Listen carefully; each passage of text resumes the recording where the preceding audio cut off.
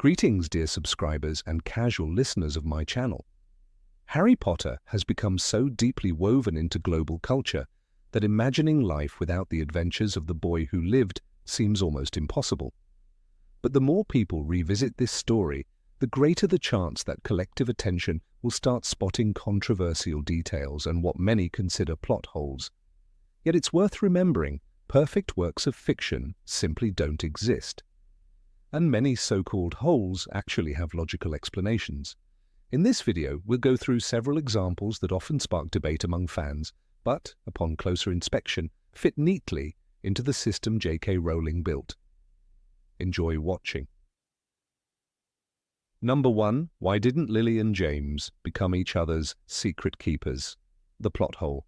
The Fidelius charm makes the keeper the only person capable of holding the secret. Logically, it would have made the most sense for Lily and James to become each other's keepers, avoiding the risk of betrayal.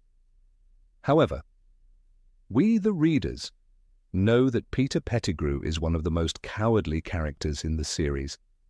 But at the time, Lily and James had no reason to doubt his loyalty. Peter had been their friend for years, helped create the Marauders map, kept Remus Lupin's secret, and fought in the resistance against the Dark Lord. His loyalties seemed so unquestionable that even the story of Sirius Black's supposed betrayal appeared plausible to everyone. Both idealism and faith in friendship played a role here. Dumbledore offered to be the keeper, but James chose Peter instead. Tragically, this decision sealed their fate. Years later, the Weasleys would learn from this mistake and become each other's keepers, cutting out outsiders. Number 2. Why did Harry rush to the Ministry without contacting Sirius? The plot hole. In the film, it seems as if Harry, upon seeing Sirius in danger, recklessly runs to help without even checking if he's really at Grimmauld Place. However, the books give a far more logical explanation. Harry actually tried to contact Sirius. To do so, he snuck into Umbridge's office and used her fireplace, the only one connected to the Order's headquarters. And here's the key moment. He was met by Kreacher. "Where's Sirius, Kreacher?" Harry asked.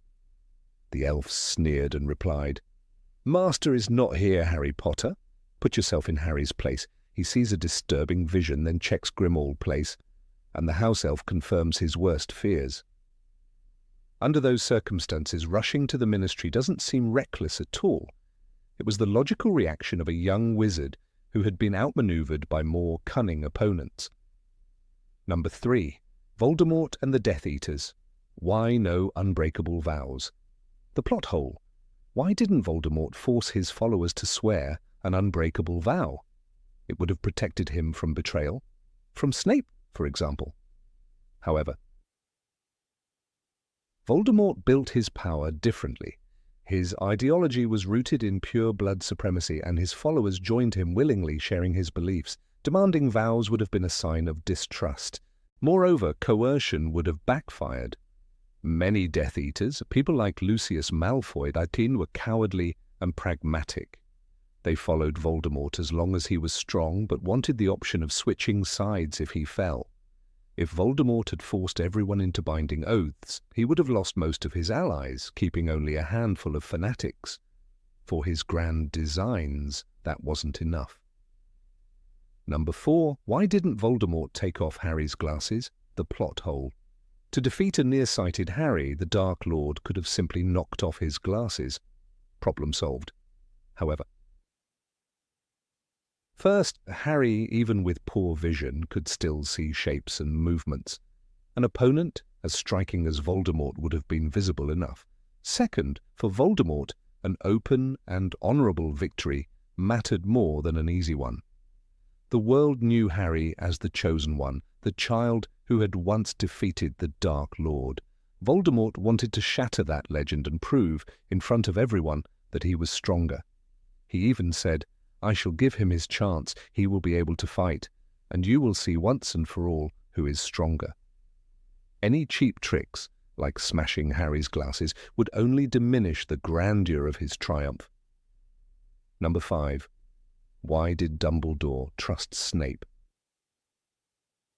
When Severus Snape came to Dumbledore, he was not a proud Death Eater, but a broken man begging for Lily Potter's life.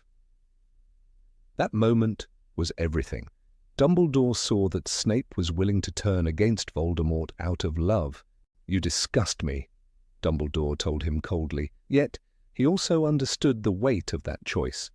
A wizard who betrays his master for selfish gain is weak, but a wizard who betrays out of grief and love is bound to that cause forever.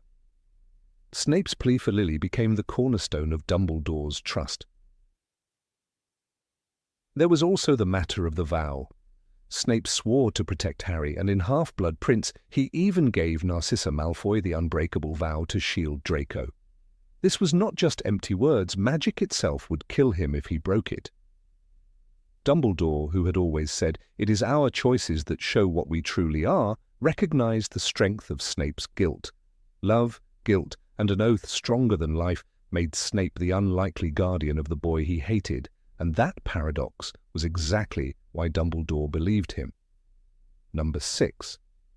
Why wasn't the Time Turner used against Voldemort? The Time Turner was never designed as a weapon. It was a fragile tool, meant only for small adjustments, like Hermione using it to attend 2 classes at once. Dumbledore warned Harry and Hermione after they saved Sirius, "You must not be seen, no one else must know what you are doing." Even the smallest mistake could shatter reality. Using it in war, sending dozens of wizards back in time to undo Voldemort's rise, would have torn the timeline apart. That is why the Ministry locked every Time Turner in the Department of Mysteries under the strictest control. And in the end, fate closed that door. During the battle in the Ministry in Order of the Phoenix, all the Time Turners were destroyed, shattered in their glass cases. Rowling notes they smashed into pieces on the floor and no one could put them back together again. Voldemort himself, with his deep knowledge of dark magic, would have anticipated such tricks and perhaps even used them against his enemies. The Time Turner was powerful in a classroom, but in a war against the Dark Lord, it was nothing but a dangerous illusion of hope. Number 7. Why didn't Fawkes save Dumbledore? When Fawkes swallowed the killing curse in the Ministry atrium, it was an act of intervention. He shielded Dumbledore in the middle of a duel where both Harry and others were at risk. The Phoenix burst into flame, was reborn, and the fight continued. But that moment was not the same as the night on the Astronomy Tower. By then Dumbledore was already dying. The cursed ring had left his hand black and rotting, and he confessed to Snape that he had only a year to live. His end was inevitable, and he chose the place and the manner of his death. Fawkes could not act against his master's will. Dumbledore's plan required Snape to kill him, not only to save Draco from murder, but also to secure Snape's role as Voldemort's most trusted man. On the tower, Dumbledore raised no defense. He looked Draco in the eye, calm and resigned, and when Snape's curse struck, he fell without resistance. There was nothing for Fawkes to stop, because this was not a battle, it was a sacrifice. That is why the Phoenix sang instead. Rowling writes, "The Phoenix's lament was a strange, music-filled wail of grief. The song drifted across the castle, filling everyone with sorrow and courage. It was Fawkes's final tribute to the wizard he had served for so long. He did not save Dumbledore because Dumbledore had already chosen to die. Instead, he marked his passing with the only magic left, a song that gave meaning to the silence that followed." Number 8. Why didn't Harry use a broom in the maze? The third task was never meant to be about speed. When Harry stepped into the maze, he immediately noticed the unnatural silence, the walls towering high and shifting like they were alive. Flying above them with a broom was impossible because the enchantments twisted the very space of the maze. In the book, Rowling writes, "The maze was growing darker with every passing minute, its tall hedges shutting out the rising moon. The air itself was bewitched, thick and pressing, designed to trap contestants inside the paths." Even if Harry had tried to summon his firebolt, it would have been useless. The hedges responded to magic, moving to block shortcuts, or swallowing spells. The task was crafted so that no one could bypass the dangers. From the blast-ended Scroot to the Sphinx guarding her riddle, every obstacle had to be faced. The judges wanted not just a champion who could fly fast, but a wizard who could show courage, quick thinking, and moral choices. That is why Harry, stopping to help Cedric, mattered more than reaching the cup first. The maze itself was a test of character. A broomstick could not solve riddles, fight creatures, or resist curses. Only the wizard could. The shifting walls and dark sky made sure no one could simply soar above it all. In the end, the Triwizard Tournament was not about who could fly the highest. It was about who could endure the shadows and still find the way through. Number 9. Why didn't Harry become a ghost like nearly headless Nick? When Harry walked into the Forbidden Forest to face Voldemort, he was ready to die. He did not clutch at life or plead for mercy. That choice separated him from wizards who lingered as ghosts. Nearly headless Nick explained it himself in Order of the Phoenix. I was afraid of death. I chose to remain behind. I sometimes wonder whether I oughtn't to have. Well, that is neither here nor there. In the end, I was a coward.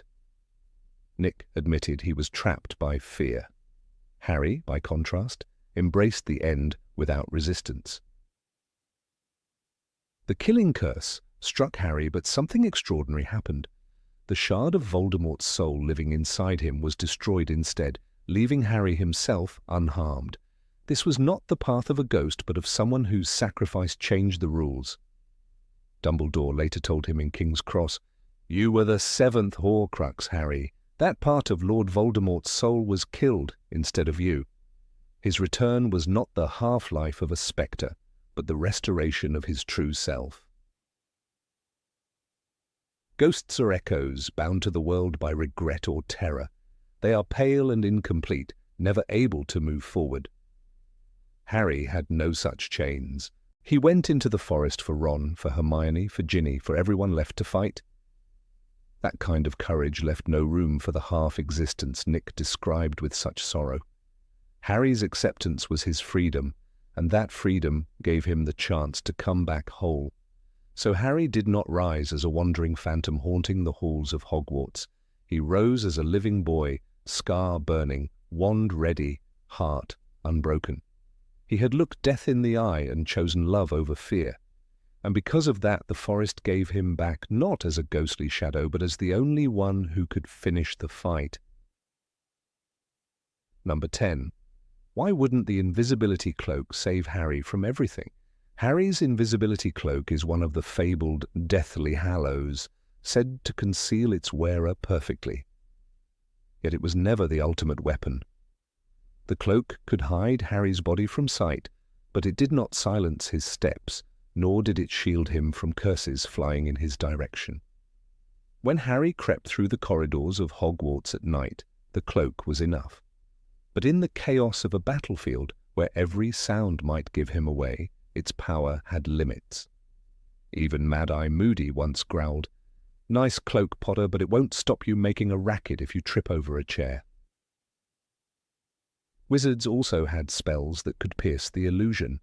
A trained aura could simply cast Hominum Revelio to reveal a hidden presence.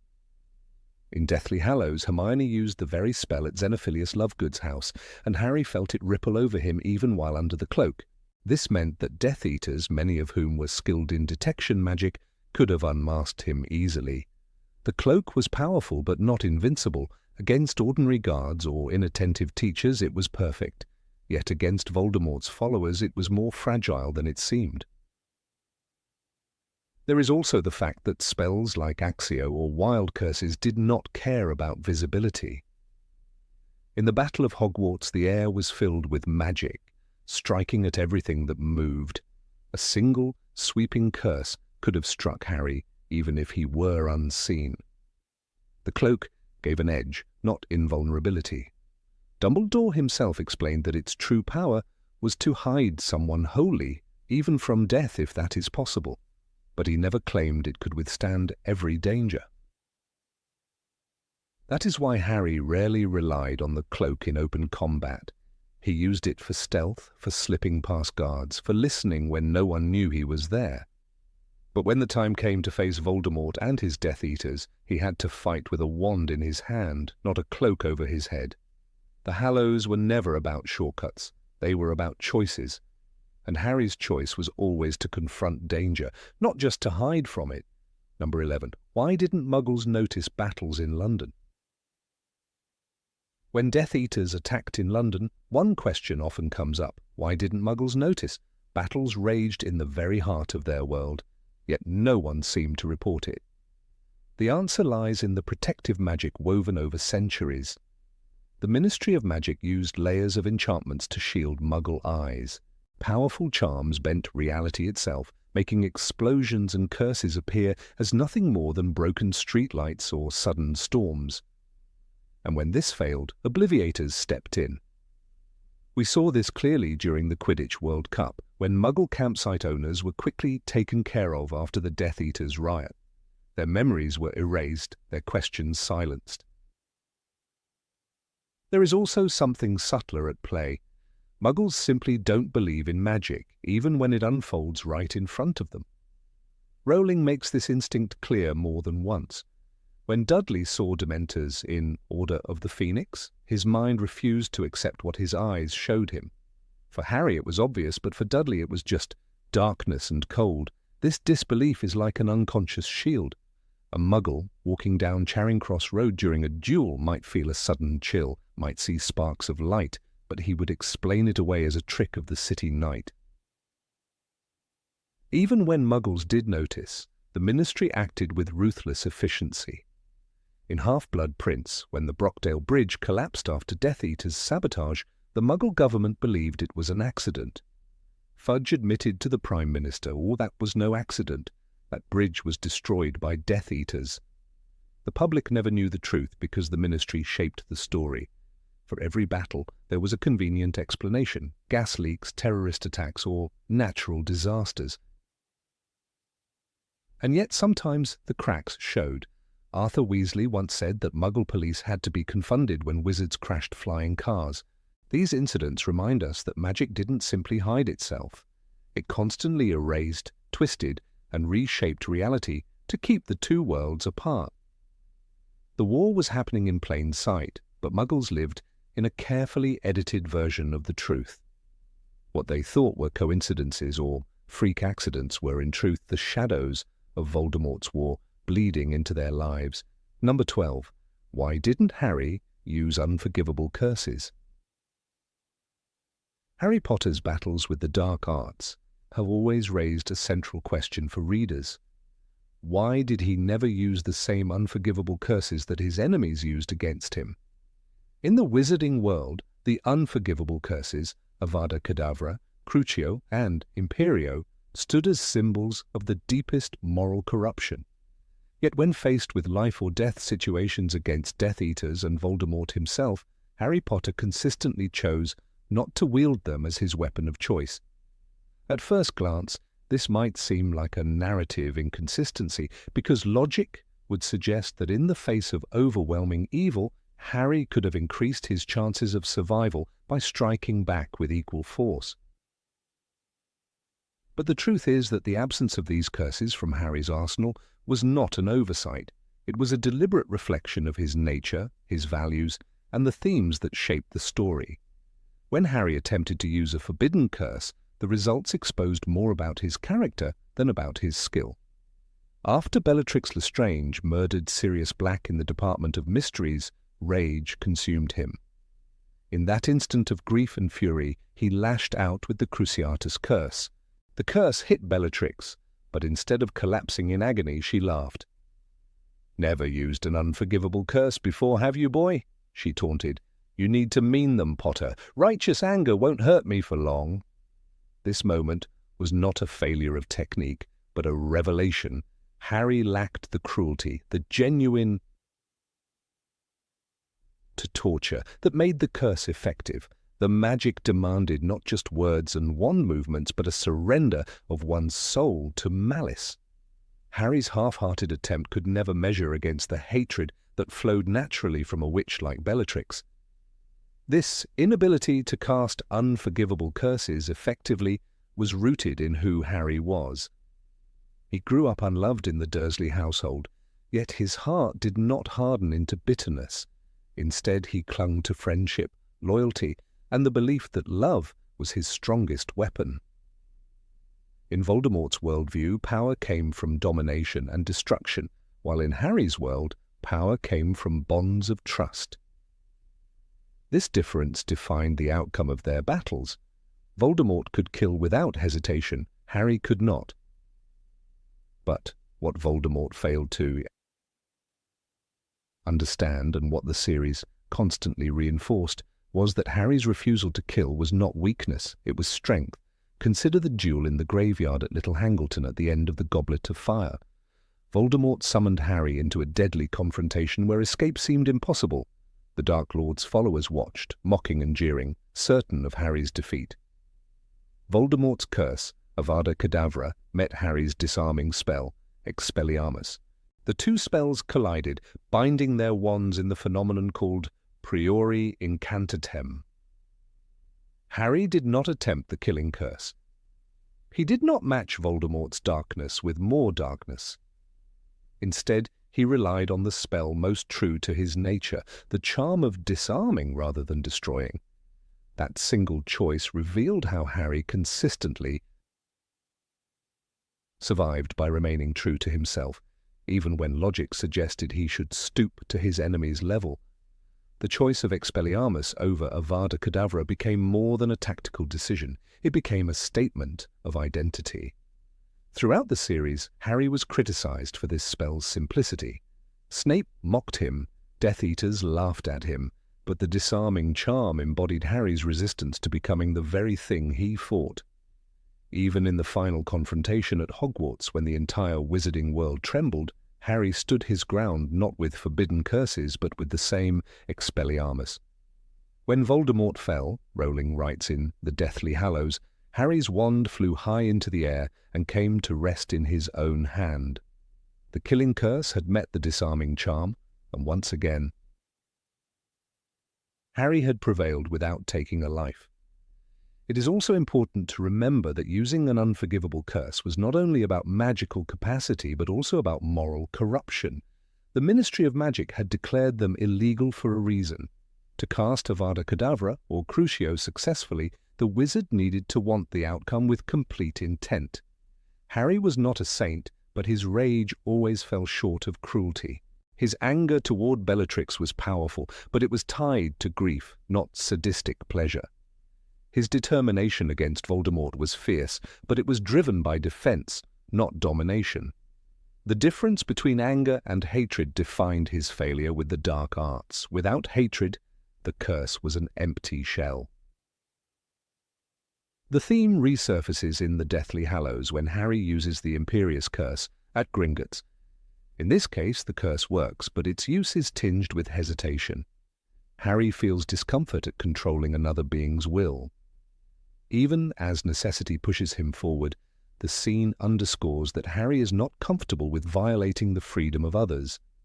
He is a wizard capable of courage and sacrifice, but not of complete moral surrender. By contrast, Death Eaters like Barty Crouch Jr. thrived on the desecration of others' autonomy. The divide could not be clearer. Number 13. Why wasn't Muggle weaponry used against Voldemort? The idea of Muggle weapons against Voldemort is one of the most popular fan questions surrounding the Harry Potter series, and at first glance it feels like a genuine plot hole. After all, the Muggle world has tanks, fighter jets, nuclear missiles, and firearms capable of wiping out an entire battalion in seconds. If the Death Eaters terrorized Britain and the Ministry of Magic fell into chaos, why did no wizard think to take advantage of Muggle weaponry to fight back? Surely Arthur Weasley, with his obsession for plugs and cars, might have suggested it. Surely Kingsley Shacklebolt, a pragmatic and clear-minded aura, could have considered it. Yet the series never depicts such a possibility, and to understand why, one has to step into the logic of J.K. Rowling's universe, where magic and technology intersect in ways that often render Muggle inventions useless. When Voldemort rose again in Harry Potter and the Goblet of Fire, his first targets were not Muggle cities or armies, but specific individuals within the wizarding world. His resurrection scene in the graveyard revealed his strategy. "The old crowd has been summoned," he said, pointing to the kneeling Death Eaters, "and it is time for our dominance to return." His war was personal and political, directed against wizards and witches who opposed him. Even the terror at the Quidditch World Cup was symbolic, a message to magical folk that Voldemort's hand still reached from the shadows.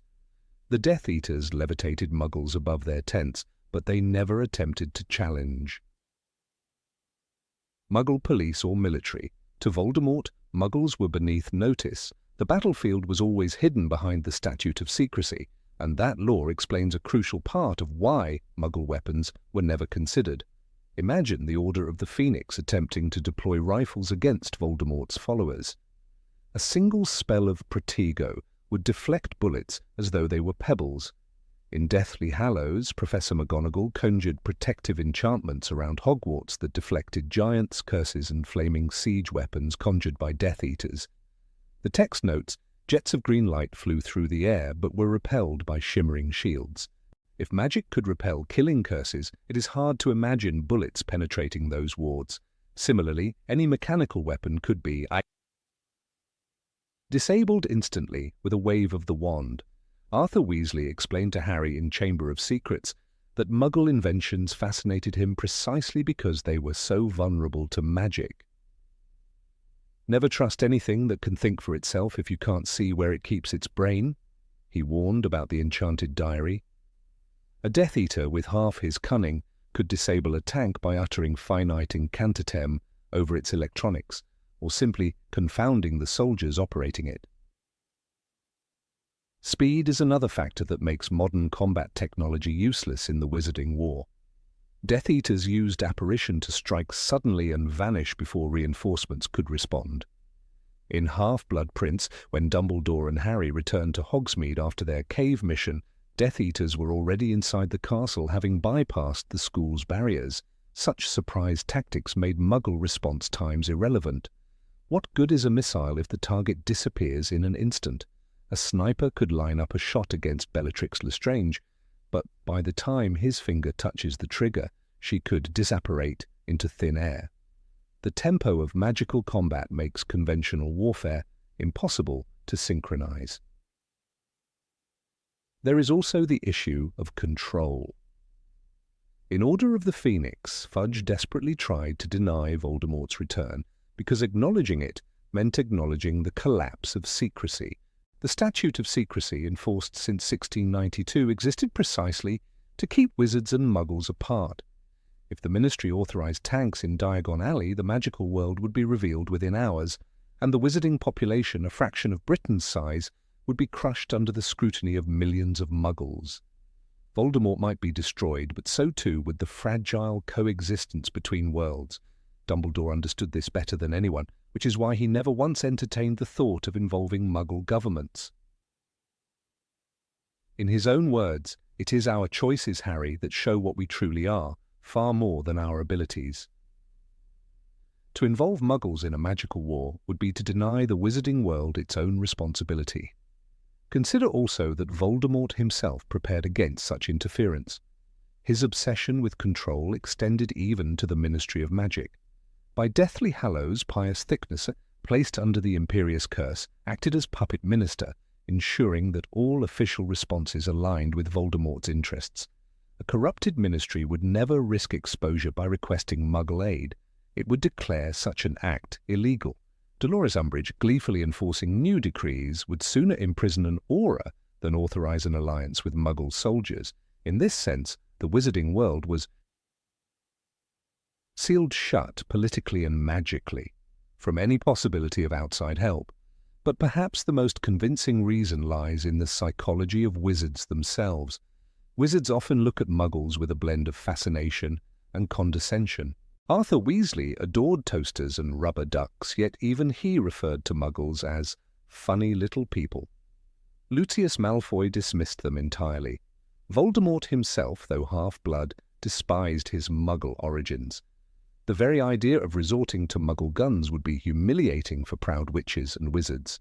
Even for the Order, who valued unity and resistance, the notion of handing Sirius Black or Remus Lupin a rifle would have been absurd.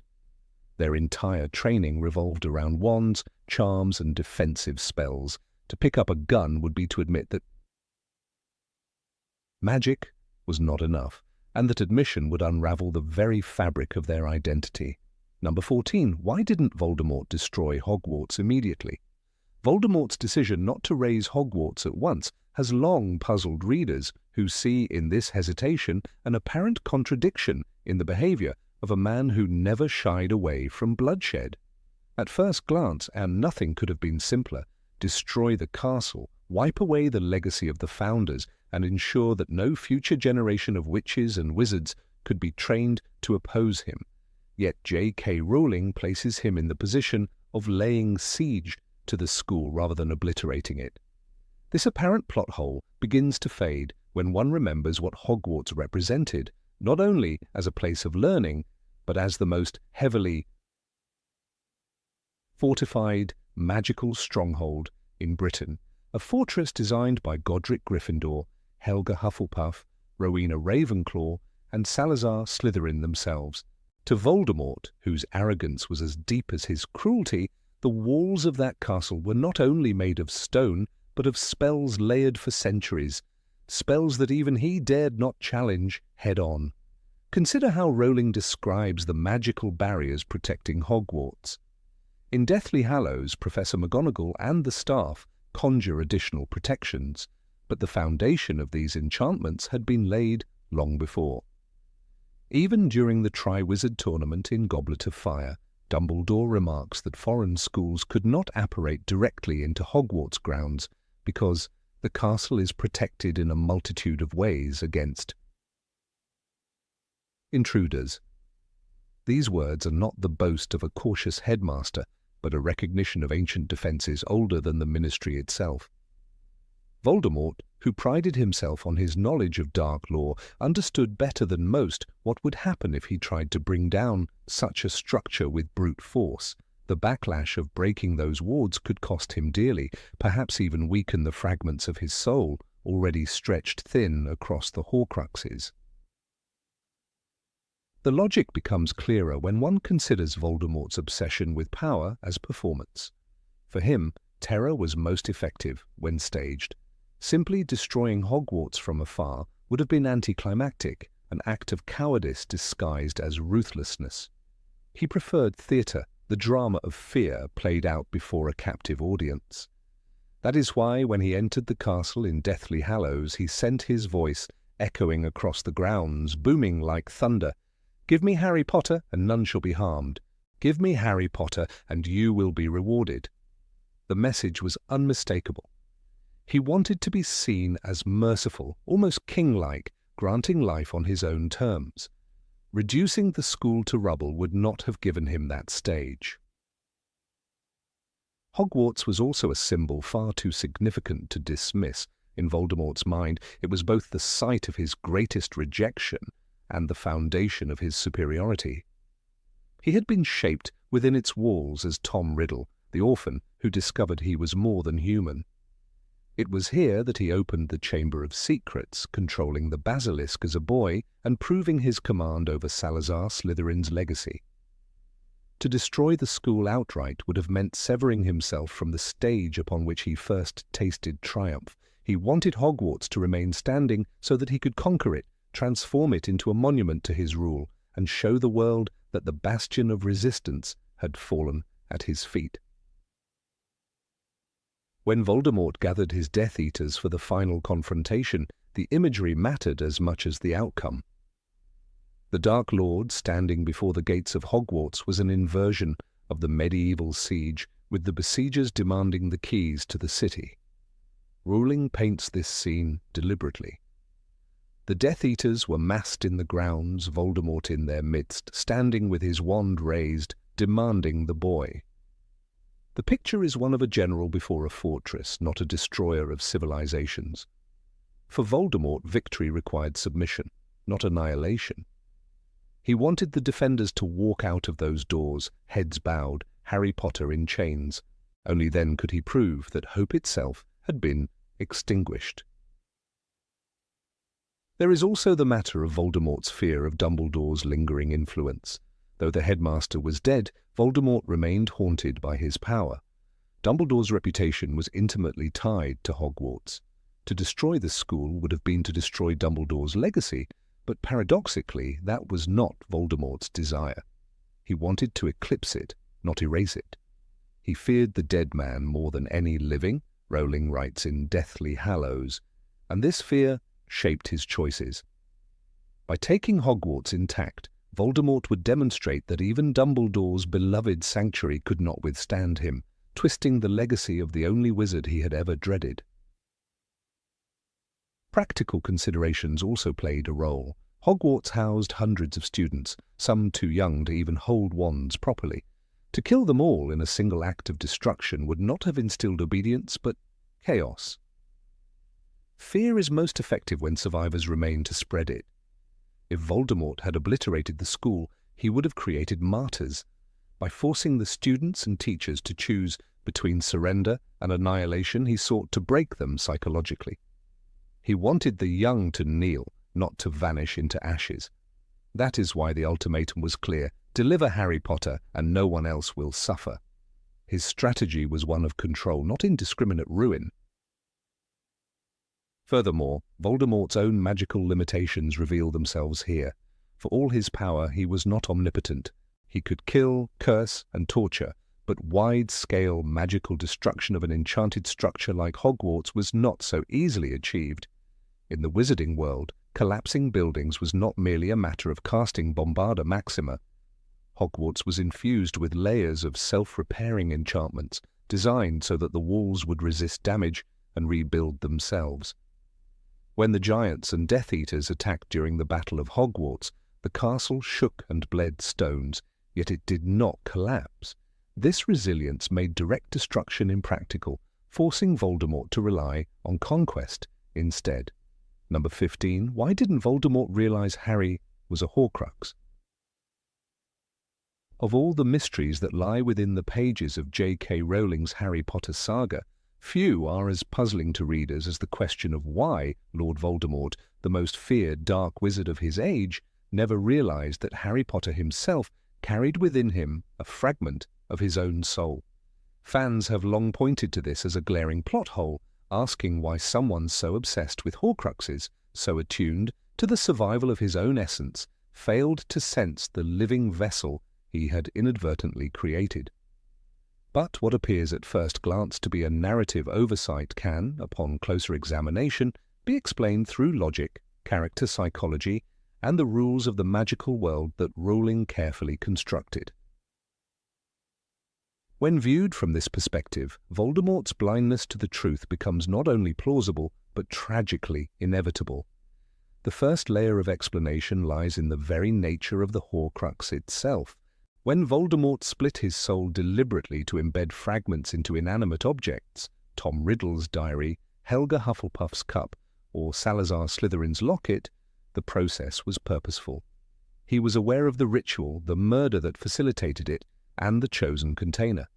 In Harry's case, however, the fragment of soul lodged itself unintentionally into the boy when the killing curse rebounded at Godric's Hollow. Rowling herself clarifies this in Harry Potter, and the Deathly Hallows, where Dumbledore tells Harry, "Lord Voldemort's soul, maimed as it was, could not bear to be parted from your newly born body. It attached itself to you." The language is crucial. The fragment latched onto Harry without consent, without planning, and without Voldemort's knowledge.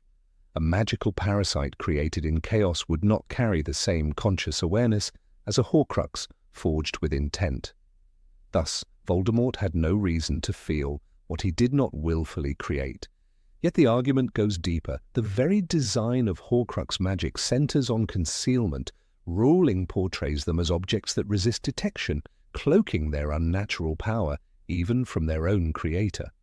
When Dumbledore shows Harry the destroyed diary in Chamber of Secrets, he explains, "There can be no doubt that this diary is a Horcrux, a very strange object indeed. Even Dumbledore, perhaps the greatest wizard of the age, needed evidence and research to understand its nature.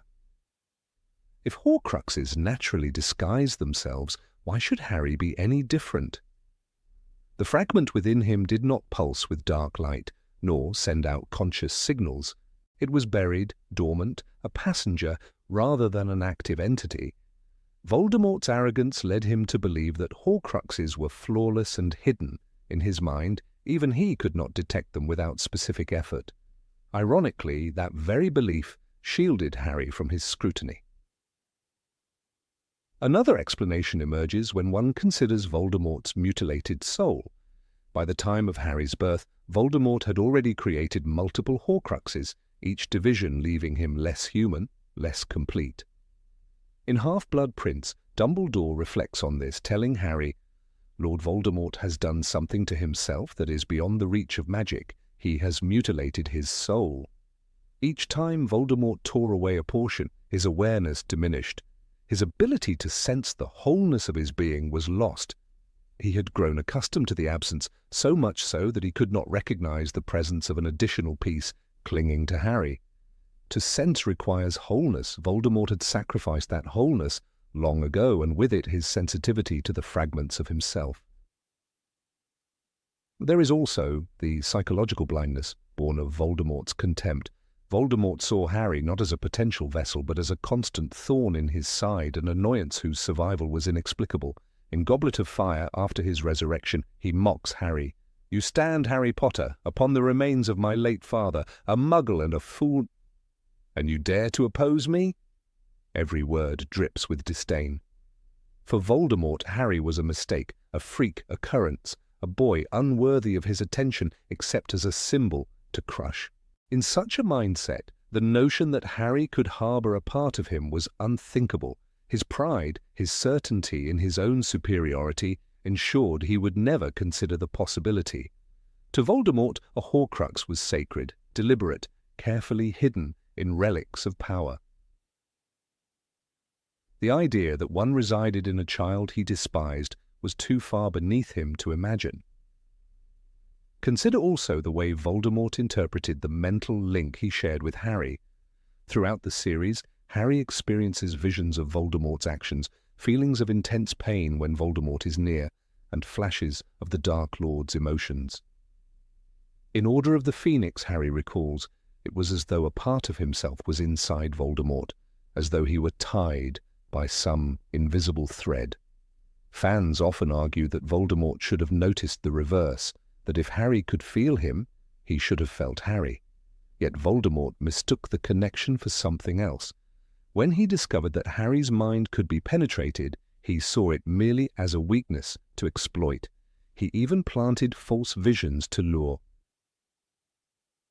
Harry into the Department of Mysteries. His interpretation was entirely self-centered. The boy was weak, manipulable, and nothing more. The idea that the connection meant shared essence never entered his calculations because pride prevented him from acknowledging any form of equality between them. One striking example of this blindness occurs during the Battle of Hogwarts. When Voldemort kills Harry in the forest, he believes at last that he has triumphed. Yet he never notices that the killing curse destroys only the fragment of his soul within Harry, leaving the boy alive. The narration describes Voldemort's disbelief. He was finished. He was dead. He could not help himself. For Voldemort, the act seemed final, proof that Harry was merely mortal. He never paused to ask why his own had failed him so many times before, or why the boy had resisted death for so long. Arrogance blinded him to the simplest explanation, that his very soul resided in Harry and shielded him from true destruction. The irony is that Voldemort's own mastery of dark magic ensured his downfall. He relied so heavily on logic twisted by arrogance that he overlooked the emotional, human aspects of magic. Dumbledore often reminded Harry that Voldemort could never understand love, sacrifice, or loyalty. In the same way, he could not understand the irrational, accidental creation of a Horcrux inside Harry. His worldview was too rigid to accept an error in his dark calculations. Thus he looked for grand designs, not accidents, and missed the truth hidden in plain sight. Another dimension lies in the very language Rowling uses to describe Voldemort. He is often called blind in the metaphorical sense, unable to see what truly matters. In Deathly Hallows, when Harry finally faces him, the narration observes that Voldemort did not know and could not understand that love was a power more wonderful and more terrible than anything else. This blindness extends beyond love to self-awareness. He could not recognize the fragment within Harry because he lacked the capacity for introspection. The soul he had carved into pieces no longer allowed him to know himself. Furthermore, the concealment of the Horcrux within Harry was aided by Lily Potter's sacrifice. When she died to save her son, she left upon him a protection that Voldemort could not comprehend. This ancient magic not only repelled the killing curse, but may also have cloaked the fragment itself. Dumbledore tells Harry, "Your mother's sacrifice made the bond between you and Voldemort even more complex." The fragment of soul nested beneath layers of protective enchantment. Voldemort, blind to such magic, could never perceive it. His inability to grasp selfless love thus translated into an inability to perceive its protective consequences. We must also consider Voldemort's physical state after Godric's Hollow. Reduced to a wraith, dependent on Quirrell and later on Nagini and his followers, he spent years in disembodied weakness. During this time he had no body, no anchor, and therefore little sense of his fractured soul. When he regained a body in Goblet of Fire, his focus was on reclaiming power, not analyzing his metaphysical condition. Even if he had felt an odd pull toward Harry, he would have dismissed it as irrelevant to his greater goals. In his mind, Harry was prey, not a puzzle. The theme of irony cannot be overstated. Voldemort devoted his life to conquering death through Horcruxes, yet it was precisely his ignorance of the unintended Horcrux that doomed him. The narrative is Shakespearean in its tragedy. The flaw that grants him temporary immortality ensures his ultimate destruction. The reader sees this, but Voldemort cannot. His pride, his contempt, his blindness, all conspire against him, weaving a fate he cannot escape. This is not a plot hole, but rather the fulfillment of a literary design. Rowling herself subtly answers the question through character rather than exposition. When Dumbledore tells Harry in Deathly Hallows, "You were the seventh Horcrux, Harry, the Horcrux he never meant to make," the weight of irony is clear. Voldemort's greatest weapon became his greatest weakness. His inability to recognize Harry as such is not a failure of narrative logic, but a demonstration of how blindness arises from arrogance. In the end, Voldemort could never see the truth because he never believed the boy was worth seeing. Number 16. Why didn't the Death Eaters use legilimency or pensives to test loyalty?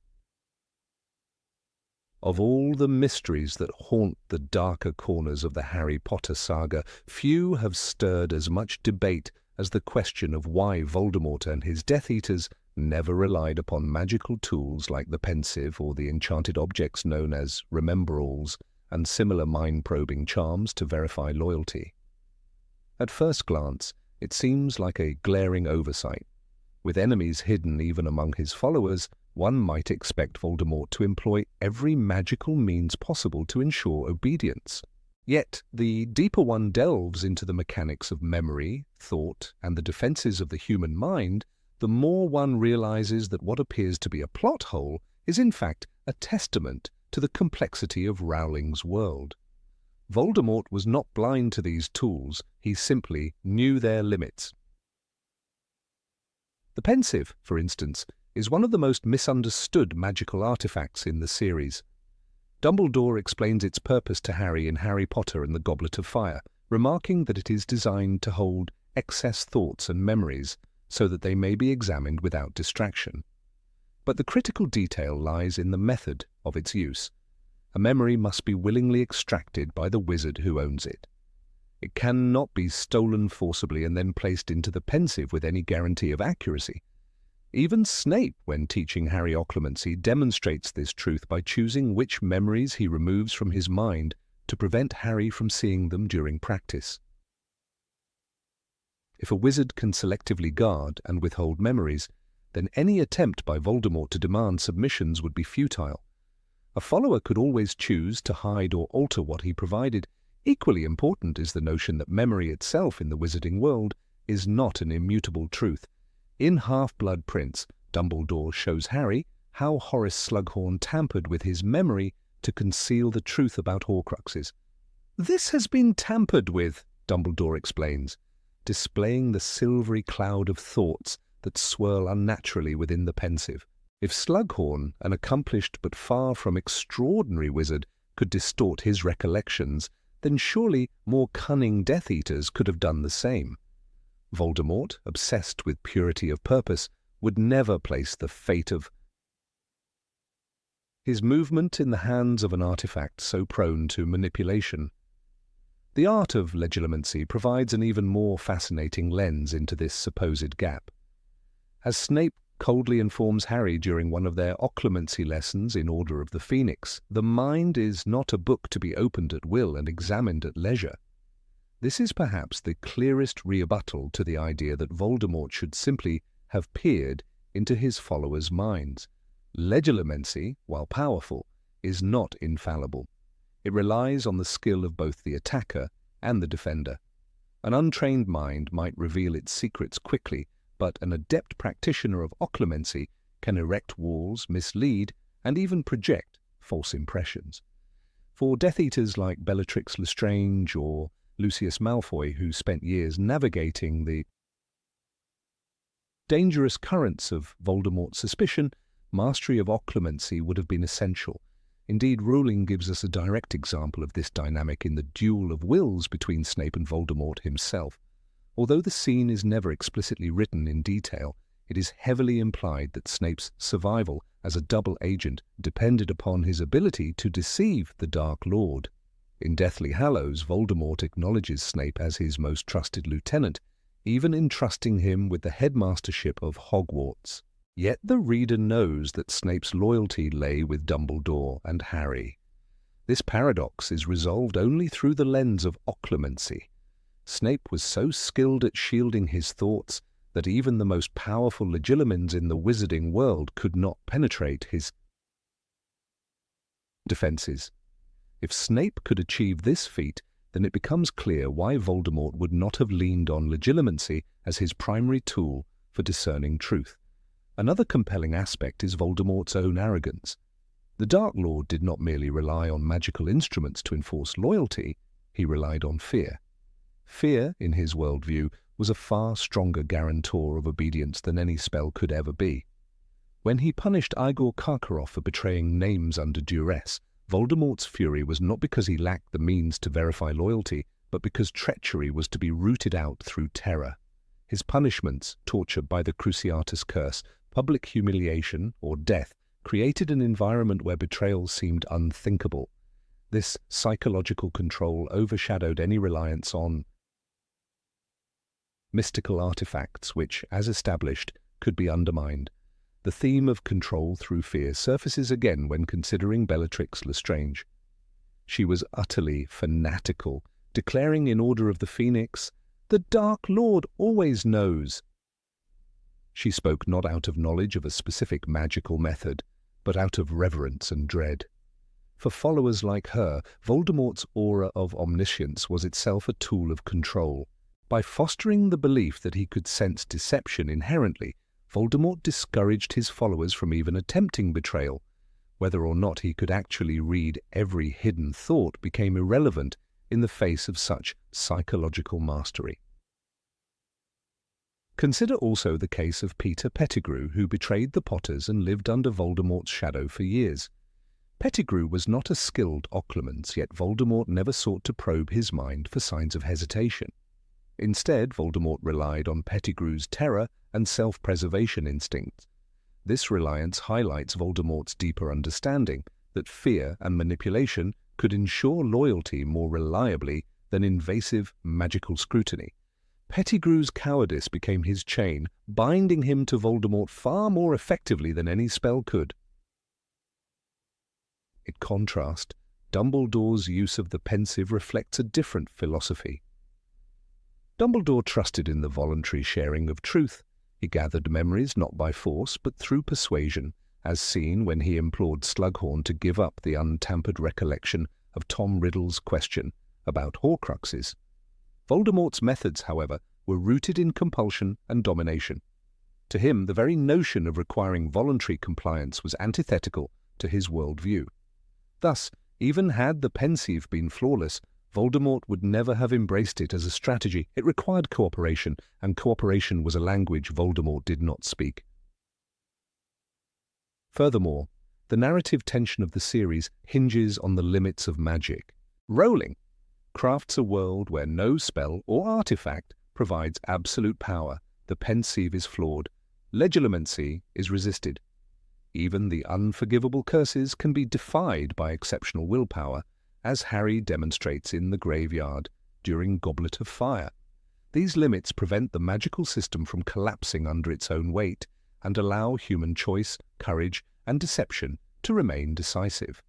Voldemort's failure to utilize these tools is therefore not an oversight, but a narrative necessity, one that keeps the struggle centered on human qualities rather than magical loopholes.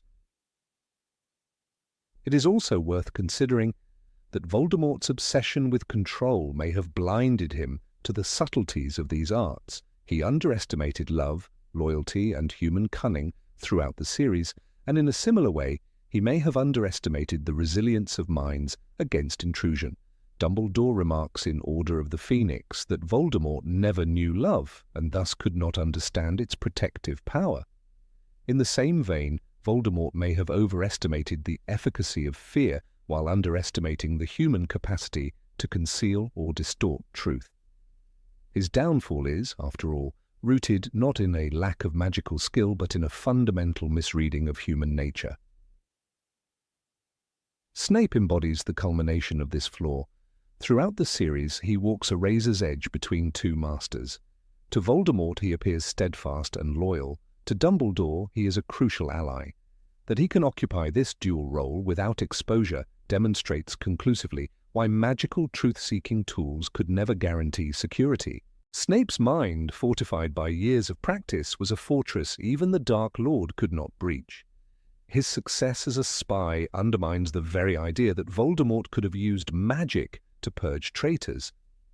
The most dangerous traitor of all was hidden in plain sight, shielded not by artifacts, but by his own discipline. The question of Death Eater's loyalty is therefore not answered by tools or spells, but by the interplay of psychology, fear, and skill. Voldemort's army was not composed of gullible weaklings, but of dangerous, cunning individuals, many of whom were adept at manipulating both magical and social systems. To think that a pensieve or a simple probe could unravel their facades is to underestimate them, as Voldemort himself often underestimated his foes. Bellatrix's fanaticism, Lucius's ambition, Pettigrew's cowardice, and Snape's duplicity all reveal the tapestry of motivations that no spell could fully penetrate. Ultimately, the supposed plot hole dissolves under scrutiny. The tools existed, but they were insufficient. Memory could be falsified, thoughts could be shielded, minds could be trained. Voldemort, ever the master of fear, chose instead to rule by terror, crafting an aura of invincibility rather than relying on imperfect magical means. The brilliance of Rowling's narrative lies not in overlooking these methods, but in weaving a world where magic cannot replace the messy, unpredictable realities of human will. Voldemort's tragedy was not that he lacked the tools to discover truth, but that he could not conceive of a world where trust, love, or even cunning outmatched fear. And so his downfall was written not in a pensieve's swirling depths, nor in the whispered truths of a legilimens, but in the silence of a spy who mastered the art of the mind. Number 17. Why did Dumbledore leave Harry only vague clues? Under the shadow of the headmaster's office, filled with the ticking of strange instruments and the faint scratching of Fawkes shifting on his perch, the question of Albus Dumbledore's choices grows louder than the echo of any spell. Why did the greatest wizard of his age, a man who foresaw so much and manipulated the board of the wizarding world like a master chess player, refuse to hand Harry Potter a clear map to victory? Why riddle the boy's final years with puzzles and half-explanations when the fate of the world rested on the boy's shoulders? The answer lies not in carelessness or cruelty, but in Dumbledore's understanding of what true leadership and sacrifice required. The first clue comes in the memory Harry later views, in the pensive, when Dumbledore tells him, "It is our choices, Harry, that show what we truly are, far more than our abilities." This principle was not an abstract philosophy for Dumbledore.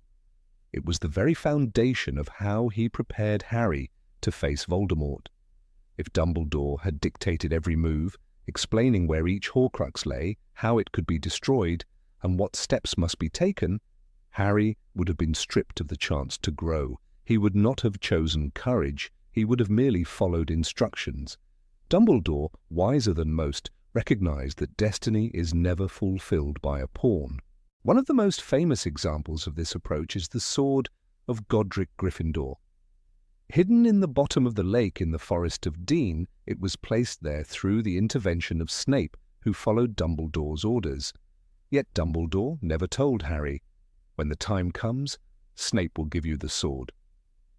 Instead, he left Harry to interpret the meaning of the Doe Patronus, the symbol of Lily's love, and to dive into icy waters to claim the blade. The difficulty of the trial was the point. Only through that act of will, trusting instinct, facing physical danger, and nearly drowning, did Harry prove to himself that he was capable of forging forward without being told exactly what to do. Another striking moment can be seen in the way Dumbledore handled the information about the Deathly Hallows. He admitted in the Deathly Hallows that he had failed to master them wisely in his youth and had nearly been destroyed by his ambition. To prevent Harry from repeating his mistakes, Dumbledore gave him almost nothing but fragments. The symbol on the grave of Ignotus Peverell, the tales from the Tales of Beedle the Bard, and the Elder Wand's legacy were left for Harry to piece together. Some readers cry plot hole here. Why not simply tell Harry, "You must seek Horcruxes, not Hallows"? The reason is simple and profound. If Dumbledore had given a direct order, Harry might never have struggled with the decision between the seductive Hallows and the painful duty of destroying Horcruxes. That struggle was essential. In choosing Horcruxes, Harry defined himself as someone who valued sacrifice over glory. The very vagueness of Dumbledore's instructions also mirrors his limitations. He was brilliant, but not omniscient. He suspected the locket Horcrux had been hidden in the cave, but he did not know its full protections. He understood that Nagini was tied to Voldemort's soul, but could not predict exactly how that bond worked. Even his guesses about the diadem of Ravenclaw required Harry and his friends to uncover the answer on their own, deep within the room of requirement. The ambiguity was not always a deliberate test. It was also the only honest way to prepare Harry for dangers even Dumbledore himself could not map out. This becomes painfully clear in the memories Snape offers Harry in the final book. There, Dumbledore confesses his own weakness. "I cared more for your happiness than your knowing the truth, more for your peace of mind than my plan, more for your life than the lives that might be lost if the plan failed." These words reveal that Dumbledore's riddles were born not only of strategy, but of a deep conflict within himself. He was torn between his desire to protect the boy he loved as a son and his duty to use Harry as a weapon against Voldemort. His half-answers were a compromise, guidance without outright command, direction without suffocation. Critics often point to the trial in the cave as a particularly glaring moment of unnecessary secrecy. Why drag Harry into such horror without explaining that the green potion would weaken him and leave him in agony? Why force Harry to watch helplessly as his mentor drank poison? The answer lies in Dumbledore's unspoken lesson. In that moment, Harry experienced for the first time what it meant to shoulder responsibility while powerless to prevent suffering. He was forced to protect his teacher, to summon water for him, to defend him from the inferi. It was an apprenticeship not in magic, but in leadership, in the brutal truth that command often means standing helpless while others pay the cost. There is also the matter of trust. If Dumbledore had filled Harry's head with precise instructions, the boy might have doubted them when they conflicted with reality. A rigid script can shatter the first time it collides with the unexpected.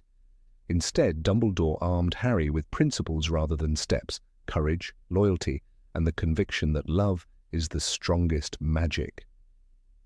These were flexible tools, adaptable to any twist of fate.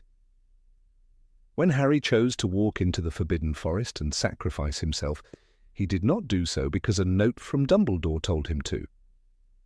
He did it because every test, every puzzle, every vague directive had brought him to the point where he could make that decision of his own free will.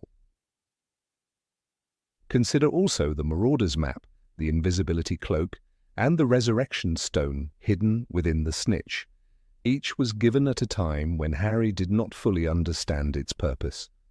The snitch, with the inscription "I open at the close," is perhaps the most poignant of Dumbledore's riddles. On the surface, it is infuriating. Why not tell Harry, "You must open this when you go to your death"? But the beauty of that riddle is that Harry could not have accepted such a fate if told directly. Only at the brink of the end, when he had come to understand what sacrifice meant, could he interpret the phrase and summon the stone to guide him.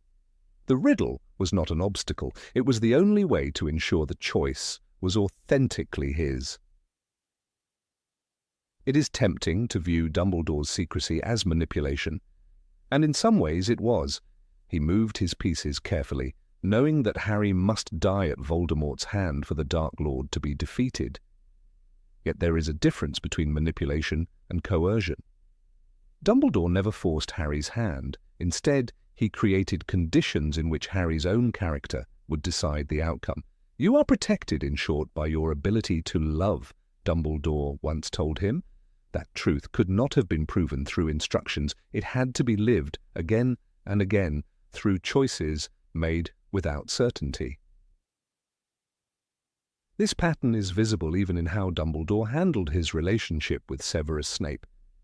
He demanded loyalty, yes, but he also left Snape with burdensome freedom.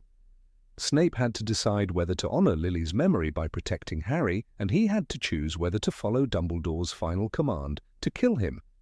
Harry, when shown these memories, recognized the same theme. Greatness is born not from being told what to do, but from confronting choices that define the soul. Even the contrast between Harry and Tom Riddle reflects this philosophy. Voldemort grew up without guidance in love, clinging to knowledge and control. His path was rigid, his goals clear, his steps calculated. Harry, by contrast, stumbled, doubted, and hesitated. But in those uncertainties lay freedom. Dumbledore deliberately withheld clarity so that Harry's road would not mirror Voldemort's obsessive pursuit of certainty. To give Harry absolute instructions would have been to set him on a path too similar to his enemies. The labyrinth of riddles left by Dumbledore was therefore not evidence of sloppy storytelling, but of profound design. Every vague clue, from the Hallows symbol to the snitch inscription, forced Harry to exercise courage and faith. The headmaster's omissions were as important as his teachings. They built a hero who could stand alone, not a soldier who needed orders. In the final analysis, what some call a plot hole becomes instead a deliberate reflection of Dumbledore's wisdom. Knowledge given too easily can be a chain, but knowledge won through struggle becomes freedom. The story of Harry Potter is not about a boy who followed a manual to victory. It is about a boy who became the kind of man who could walk willingly to his death and emerge stronger because he chose it. Dumbledore's riddles were not flaws in the plot, but stepping stones toward that destiny. The so-called plot hole dissolves when one sees it through Dumbledore's eyes. Leadership cannot be handed down, it must be earned through the darkness of uncertainty and the light of self-discovery. Number 18. Why did Expelliarmus overpower the killing curse? Under the vaulted ceiling of the Great Hall in Harry Potter and the Deathly Hallows, the final duel between Harry Potter and Lord Voldemort became the ultimate confrontation of light and darkness. Readers often raise an important question. Why did Harry's simple spell, Expelliarmus, triumph against Voldemort's most feared curse, Avada Kedavra?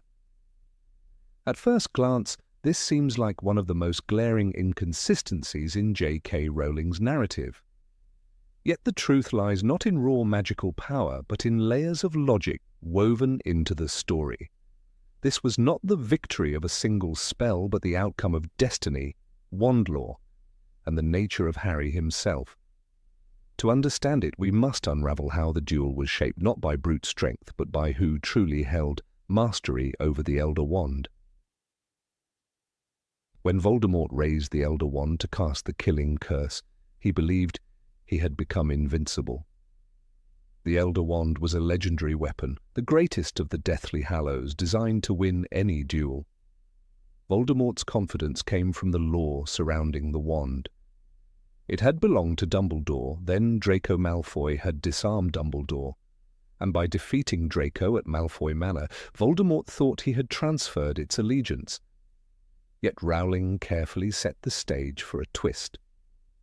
The wand's true loyalty was not with Voldemort, but with Harry, who had disarmed Draco of his own Hawthorn wand earlier. This fact turned the outcome of the duel into something far deeper than a battle of spells. In the final moments, Harry's cry of Expelliarmus echoed across the hall. The spell had been his signature since his very first duel in Harry Potter and the Chamber of Secrets, when he used it against Draco Malfoy during the ill-fated dueling club. Many characters mocked him for relying on such a basic incantation. Lupin once said, "Harry, the spell is useful, but surely you ought to try something else." Still, Harry clung to it because it reflected his refusal to kill. In Harry Potter and the Goblet of Fire, during the graveyard duel with Voldemort, Harry once again used Expelliarmus. The spell collided with Voldemort's killing curse, producing the extraordinary effect known as priori incantatem. This moment foreshadowed the very end of the series, showing how the connection between the twin cores of their wands shaped destiny. The idea of twin cores was crucial. Both Harry's Holly Wand and Voldemort's Yew Wand contained feathers from the same phoenix, Fawkes. Ollivander explained this to Harry in Philosopher's Stone. The phoenix gave another feather, just one other. It is very curious indeed that you should be destined for this wand when its brother, its brother gave you that scar. This connection meant that whenever the two wands met, normal magic could not flow as expected. Instead of one spell obliterating another, the magic locked into a strange stalemate, drawing from the willpower of the wizards themselves. Thus, in both the graveyard and the final battle, the spells Harry used could not be judged simply by their surface strength, but by the deeper magic governing wand loyalty. What looked like an impossible clash, Expelliarmus versus Avada Kedavra, was not a battle of equals, but a question of allegiance.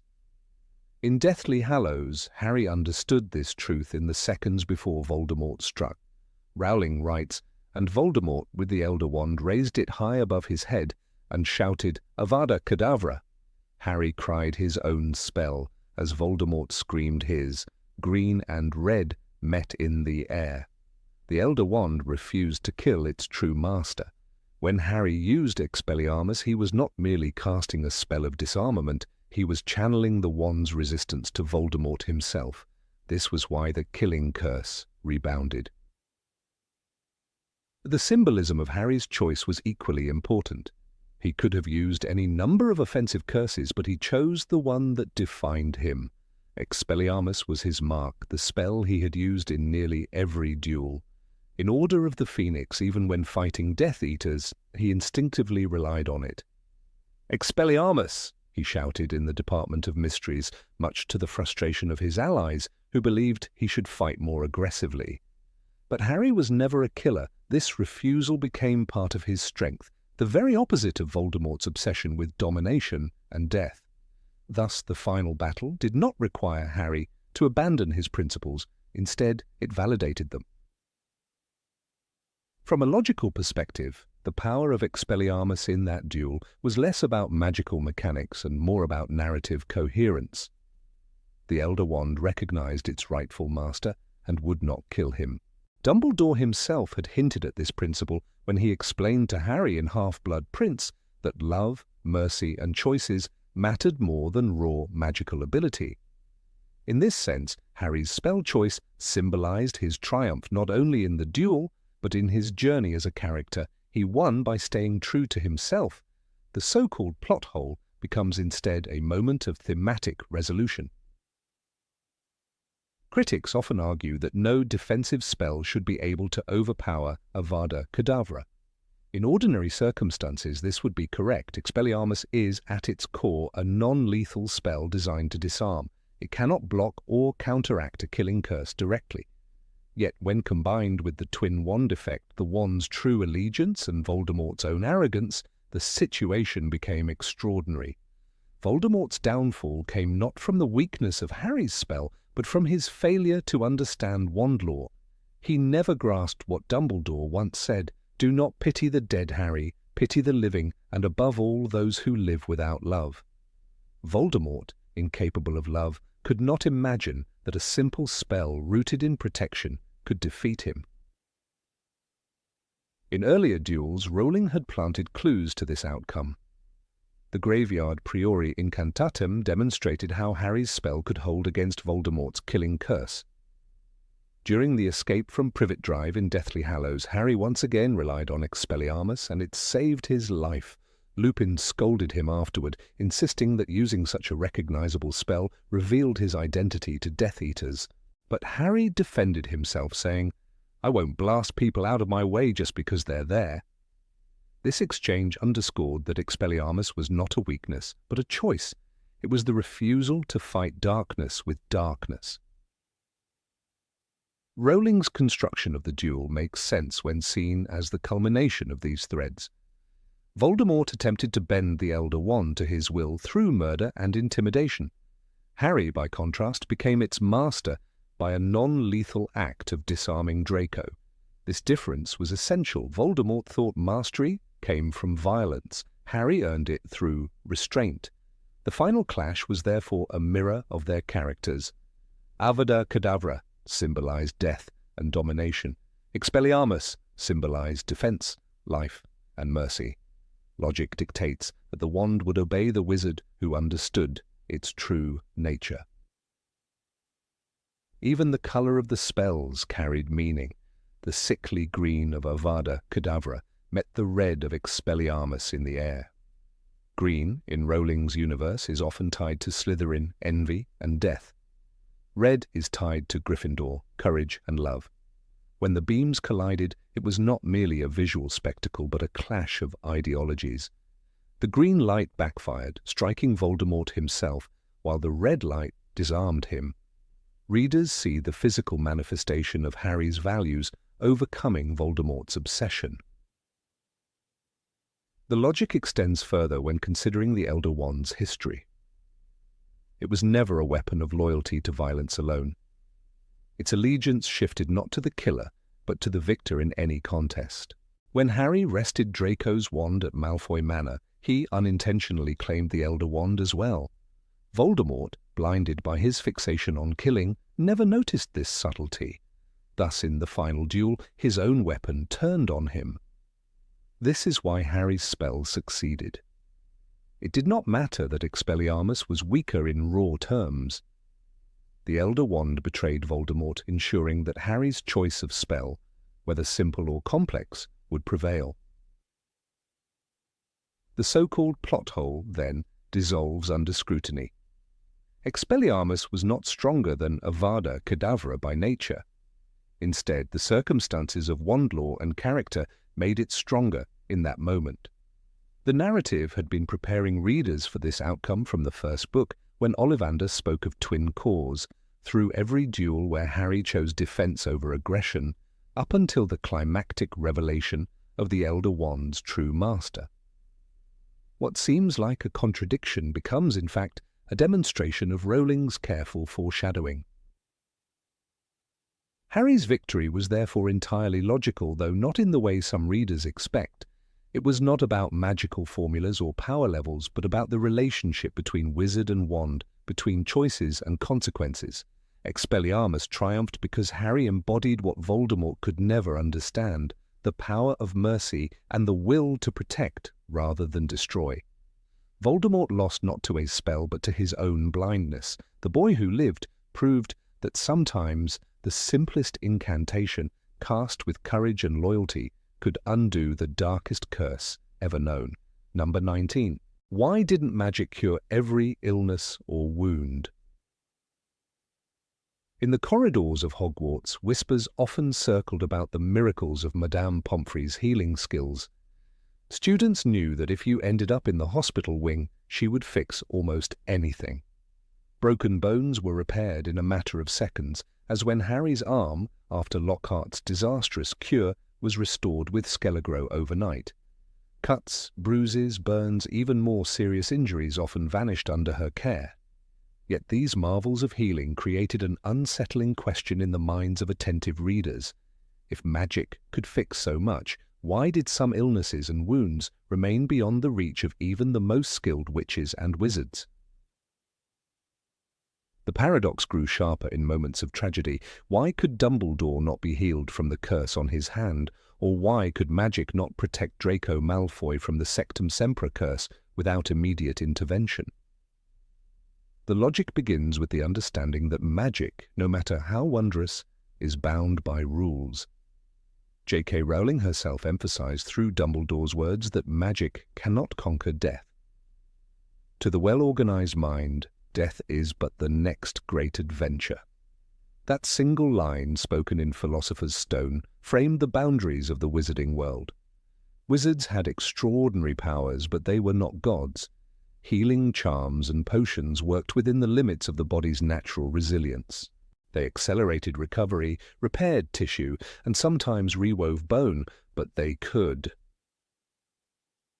not rewrite destiny or undo deep corruption that was rooted in curses older than the wizard casting them. The clearest case is Dumbledore's cursed hand in Half-Blood Prince. When he slipped the gaunt ring onto his finger, he unleashed a deadly curse woven with layers of ancient dark magic. Even the most skilled wizard of the age could not stop it.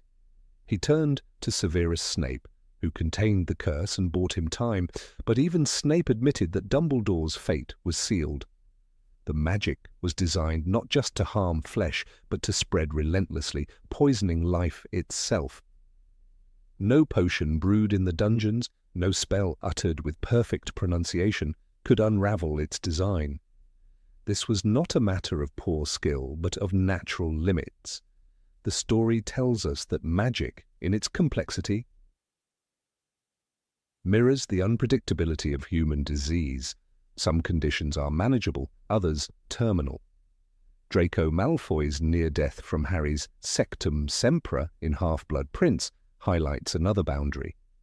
When Harry shouted the spell without understanding its power, jagged slashes opened across Draco's body, blood spilling onto the bathroom floor. Snape arrived in time to save him using counter-curses and healing spells. Draco survived, but the scene lingers as a reminder. What if Snape had been seconds later? Sectum Sempra, a spell invented by Snape himself, was meant to cause mortal injury. Healing magic worked here because the intervention was immediate and because the damage, though brutal, was not infused with ancient cursecraft like the Gaunt Ring. Timing and the nature of the magic made the difference. Healing was not absolute. It was a race against the clock, and sometimes the clock simply ran out. Even Madame Pomfrey, despite her reputation, admitted to limits. In Goblet of Fire, after the disastrous Quidditch World Cup injuries, and later during the Triwizard Tournament, she treated wizards with burnt skin, broken bones, and hex damage, yet some patients remained scarred. George Weasley's missing ear in Deathly Hallows was another undeniable example. When Snape's Sectum Sempra severed it, Mrs. Weasley tried to heal the wound, but could only stop the bleeding. George never regained his ear. Magic could close the wound, but it could not restore what was lost. This echoes Pomfrey's earlier complaint that certain injuries were beyond her powers. Rowling subtly showed readers that permanence exists even in a world of miracles. Illness also loomed as a sobering reality in the magical world. Remus Lupin's lycanthropy was incurable, despite countless potions and remedies. Wolfsbane potion, created by Damocles Belby, allowed him to maintain his mind during transformations, but it did not cure the underlying condition. The disease shaped his life, condemned him to prejudice, and cast him as an outsider. If wizards could heal all ailments, Lupin's tragedy would vanish. Instead, it endured, reflecting the struggles of people with incurable conditions in the real world. Magic's limits preserved the humanity of these struggles, keeping the characters grounded in reality despite their fantastical surroundings. Ginny's venom in Deathly Hallows dealt a similar blow. When Arthur Weasley was attacked by the snake in Order of the Phoenix, the venom resisted magical healing, forcing him to remain in St. Mungo's. He survived only through Muggle stitches combined with constant magical care. Rowling deliberately placed him between two worlds, needing both wizard and Muggle medicine to show that neither was perfect. If venom could not be countered with a flick of the wand, it proved that magic was not all-powerful, but rather an extension of nature's balance. Arthur's survival came not from miraculous spells, but from persistence, patience, and ingenuity. The permanence of death stood above all other boundaries. In Philosopher's Stone, Harry learns from Dumbledore that no spell can reawaken the dead. The Resurrection Stone, one of the Deathly Hallows, did not truly restore life. It conjured shades, fragile echoes of those lost. Voldemort's use of Horcruxes stretched life unnaturally, corrupting his soul in the process. Both examples underline the principle that true resurrection was forbidden, not because it had not been discovered, but because it was impossible without twisting the very essence of existence. The magical world lived with the same certainty as ours. Death was final, and grief unavoidable. This boundary made Cedric Diggory's death in Goblet of Fire even more poignant. He was killed instantly by the killing curse. When Harry returned with his body, all the magic in the world could not bring him back. "He was just a boy," Amos Diggory cried, embodying the helplessness that transcends worlds. Neither Dumbledore's wisdom nor Madame Pomfrey's expertise could alter the outcome. The killing curse was absolute, designed to bypass all defenses. Its existence reaffirmed that the magical world carried risks as unforgiving as those in the Muggle realm. The killing curse and other unforgivable curses reinforced the theme that magic was not a universal key. Avada Kedavra in particular symbolized the point of no return. Its green light extinguished life without leaving visible wounds, a cruel reminder that death could arrive swiftly and without explanation. The curse was irreversible, no matter how powerful the wizard standing nearby. This rule grounded the narrative, preventing characters from becoming invincible and maintaining tension throughout the series. Without such limits, the stakes of every duel, every sacrifice, would lose meaning. Lily Potter's sacrifice at Godric's Hollow further revealed the layered relationship between death and magic. Voldemort's killing curse rebounded not because death could be prevented, but because love created a protection that dark magic could not penetrate. Harry's survival was not the result of a healing charm, but of an ancient, primal force. The story illustrated that magic could bend but not break certain laws. Lily still died, her body lifeless on the floor, proving again that no spell could overturn mortality. What remained was not resurrection, but legacy. Rowling also wove limits into the narrative of curses like the Cruciatus. When Bellatrix tortured Neville's parents, Frank and Alice Longbottom, the damage was irreversible. They lived but were broken, trapped in the hospital wing of St. Mungo's. Healing charms could not restore sanity stolen by prolonged exposure to dark magic. Their suffering haunted Neville, shaping his bravery and determination.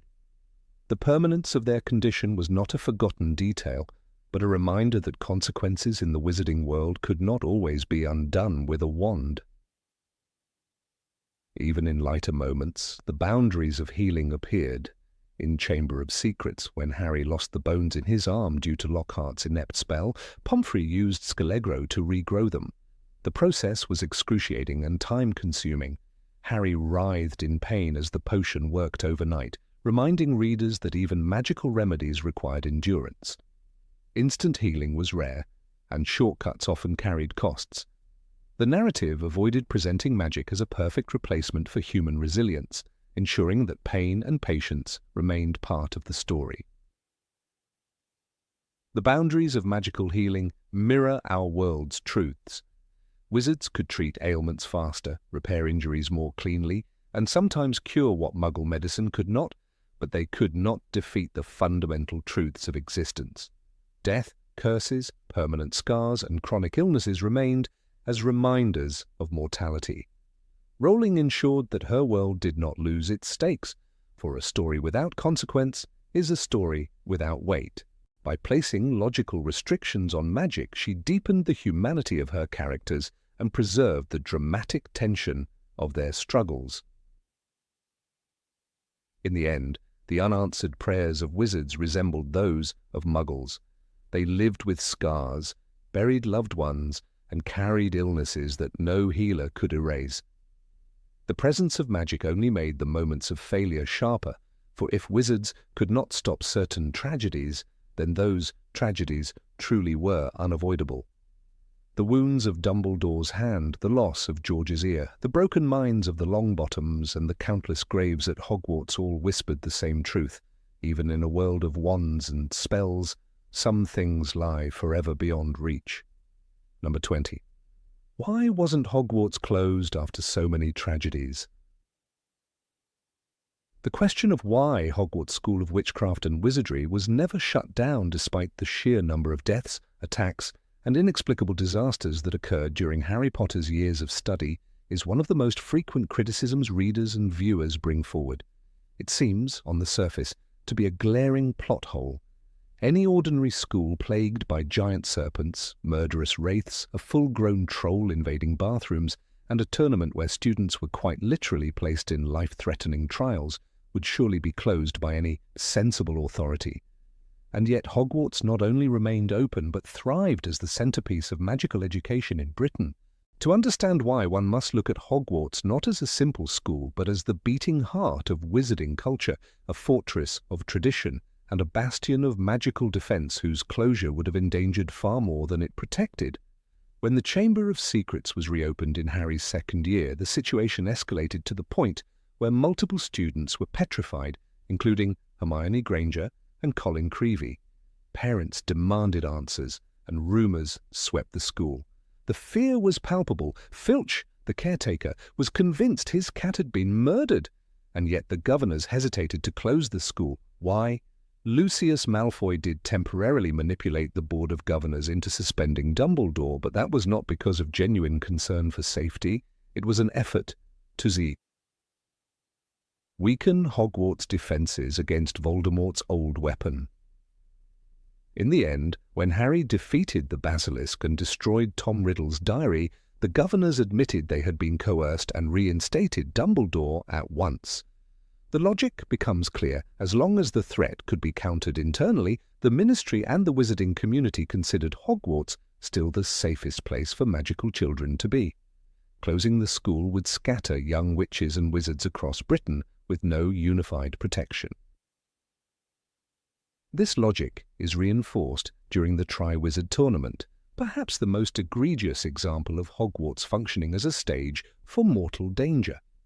The Goblet of Fire selected champions for tasks that involved dragons, mermaids, and a deadly maze filled with dark enchantments.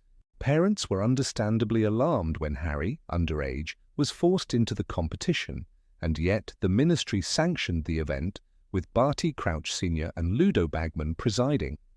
Their attitude demonstrated a cultural reality. Danger to the magical world was not unusual or unacceptable when tied to tradition.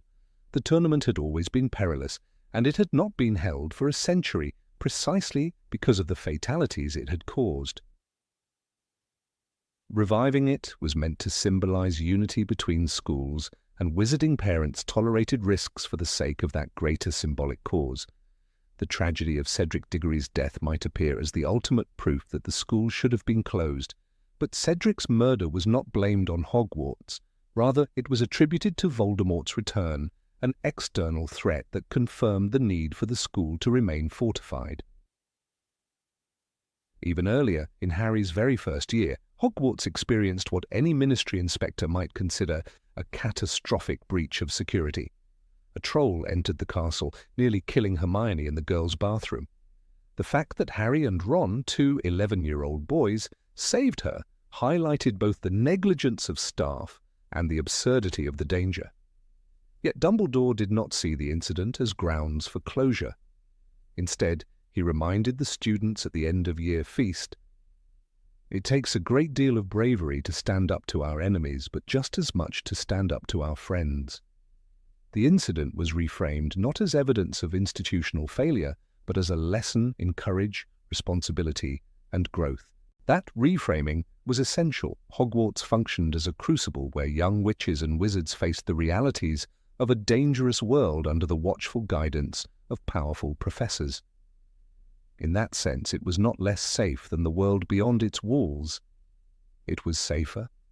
One must also remember that Hogwarts was protected by ancient enchantments woven by the founders themselves. Albus Dumbledore often reminded parents and ministry officials that the castle was one of the safest places in the world, thanks to its wards, charms, and the loyalty of its staff. Indeed, when Harry was targeted by Voldemort's servants outside the school, whether it was Dementors roaming Little Whinging or Death Eaters ambushing at the Quidditch World Cup, it was clear that no ordinary location could shield young witches and wizards as effectively as Hogwarts. Even when Sirius Black, a supposed murderer, infiltrated the castle in Harry's third year, parents did not withdraw their children en masse. The school was still seen as more secure than homes spread across Britain, where families could be attacked without warning. A critical piece of logic lies in the cultural perception of Hogwarts as irreplaceable. It was not merely a school, it was the singular institution for magical education in Britain. Closing it would not mean transferring students to another nearby academy, it would mean depriving an entire generation of witches and wizards of structured magical training. Untrained magical children could be dangerous to themselves and others. The International Statute of Secrecy, which governed the exposure of magic to the non-magical world, would be imperiled by a generation of unschooled youths accidentally blowing up teapots or summoning storms in fits of anger. The Ministry of Magic could not afford such chaos. Thus, even in times of crisis, parents were convinced that the school, despite its dangers, was still the lesser risk compared to no education at all. Dumbledore himself embodied the reassurance that kept Hogwarts open.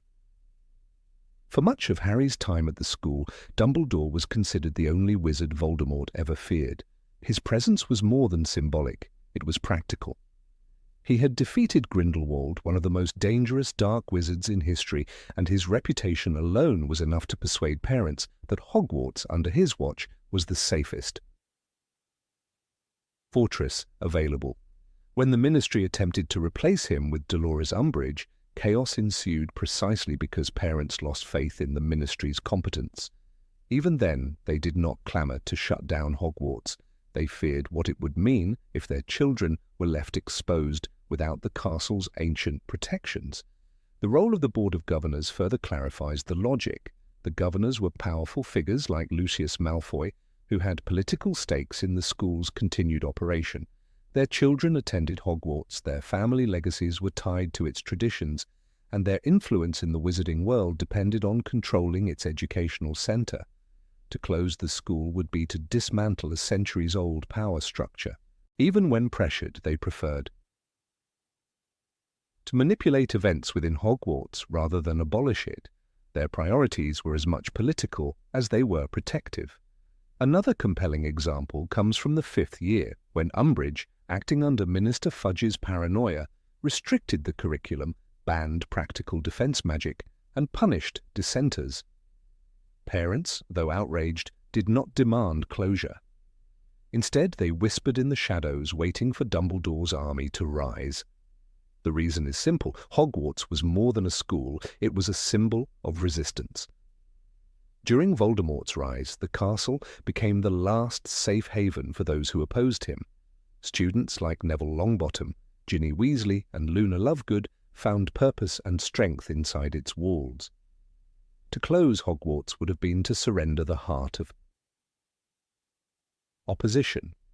When considering the question of multiple deaths, one must note that not all were perceived equally. The death of Cedric Diggory was mourned deeply, but it was linked to Voldemort's return. The petrifications in the Chamber of Secrets were reversible, thanks to Mandrake Draft. Sirius Black's infiltration ended with no student casualties. Even the death of Professor Quirrell in the first year was viewed as the defeat of a dangerous servant of Voldemort, not as the school's failure. Each event, though dramatic, was rationalized as either an external threat, an isolated incident, or a moment that proved Hogwarts' resilience. In this way, the institution's credibility survived each crisis. There is also the undeniable truth that wizarding culture accepts danger more readily than the Muggle world. Quidditch, the most popular sport, involves falls from hundreds of feet in the air at breakneck speed. St. Mungo's Hospital has entire wards dedicated to broomstick accidents. Children are given wands capable of deadly magic at age 11. What might seem like catastrophic negligence to Muggle parents was interpreted by wizarding parents as part of life. Hogwarts was dangerous, yes, but so was the world itself. Better, therefore, to teach children to handle danger under supervision than to let them face it untrained. Dumbledore himself summarized the philosophy in Harry Potter and the Half-Blood Prince. It is the unknown we fear when we look upon death and darkness, nothing more. Hogwarts did not shy away from teaching its students that darkness was real, but it could be confronted. The school was not about shielding children from every threat, but about preparing them for a life in which those threats could not be avoided. That philosophy justified its continued operation, even in the face of tragedy. During the Battle of Hogwarts, the castle proved its ultimate worth.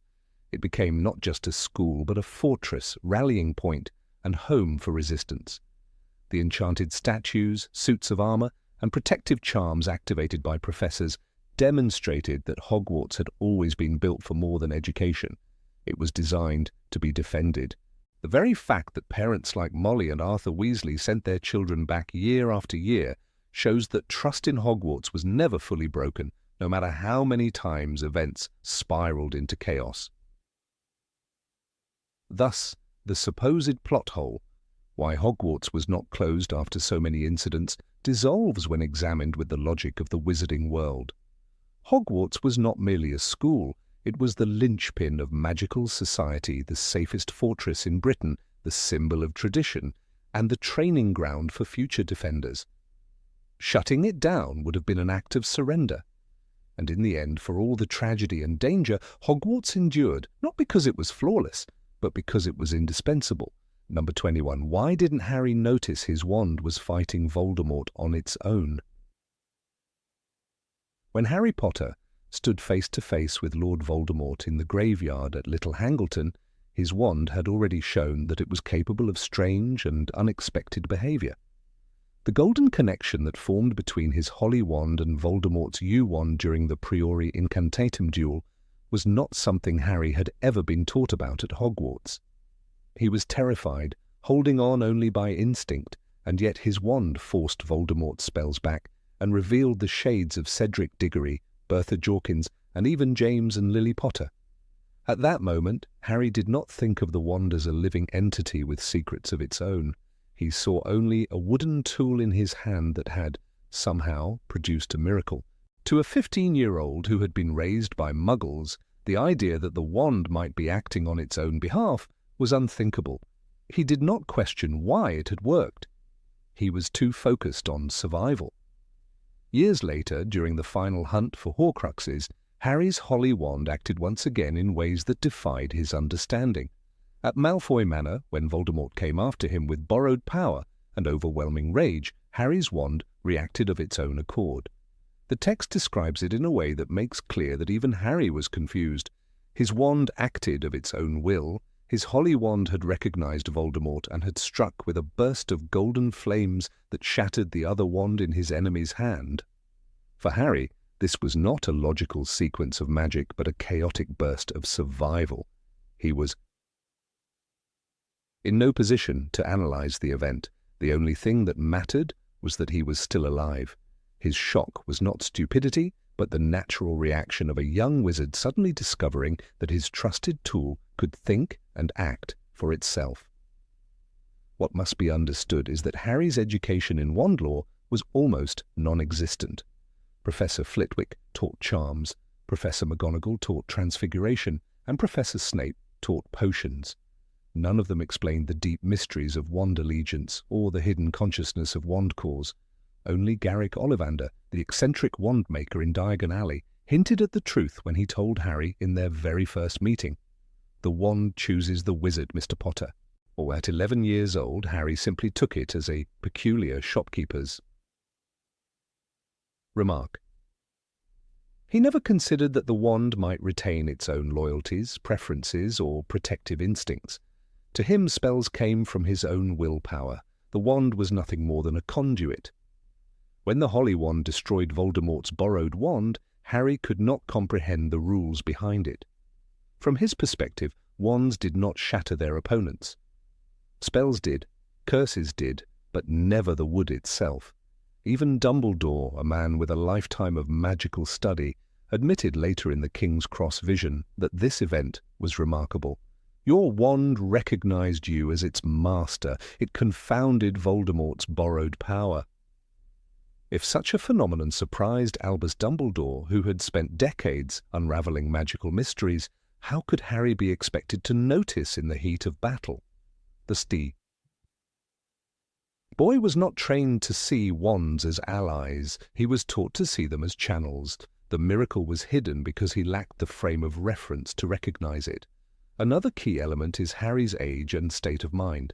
At 17, he was overwhelmed by the constant threat of death.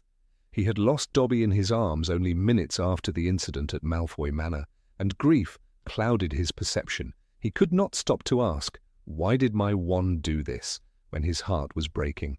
Later, in the Shell Cottage, he sat in silence, devastated by the elf's sacrifice. He did not attribute his survival to the sentience of his wand, but to blind luck. The psychological burden on him was so immense that subtle wand lore was the last thing he could focus on. His lack of awareness was not a flaw, but the natural blindness of someone drowning in war. It is also worth noting that Rowling herself shows how rare wand self-defense is. Wands do not usually act independently. Ron's broken wand in Chamber of Secrets never once attempted to protect him. Neville's borrowed wand was simply a clumsy tool until he received one of his own. Only Harry's Holly and Phoenix Feather wand demonstrated extraordinary loyalty, and this was because of its unique twin-core connection with Voldemort's U wand. Without that detail, the wand might never have acted in such a dramatic way. Harry, who knew nothing of the deep lore of wand cores, could not possibly guess that the feather from Fawkes created an unusual bond. It is not a plot hole, but a moment where the character's ignorance is consistent with his life story. Ollivander's later explanation in Deathly Hallows clarifies the logic. He tells Harry that wands have a form of semi-sentience and that they learn from their experiences. Wands are not incapable of loyalty, and they can transfer allegiance when won from their master. Harry never studied this principle. It is natural, then, that when the wand demonstrated protective loyalty, he did not realize what had happened. The knowledge gap is built into the narrative itself. The reader is meant to share Harry's confusion until the truth is revealed by those wiser in the lore. There is also the question of narrative perspective. The books are written closely through Harry's eyes. We experience events with his limited understanding. When the wand destroyed Voldemort's weapon, the narration does not step back to analyze. It immerses us in Harry's shock. The storytelling technique deliberately hides the explanation because Harry himself does not know it. The plot hole, therefore, is not an error, but a design. Rowling wanted readers to feel Harry's bewilderment so that later revelations carried more weight. In this sense, the surprise is a feature, not a flaw. Thematically, the moment reflects one of the saga's greatest lessons, that help can come from unexpected places. Just as Harry was saved by Fawkes' tears in the Chamber of Secrets and by his mother's sacrificial love in the graveyard, he was now saved by the loyalty of his wand. These rescues are not things he could plan or notice in advance. They emphasize the motif that magic is mysterious, that life itself contains surprises beyond human control.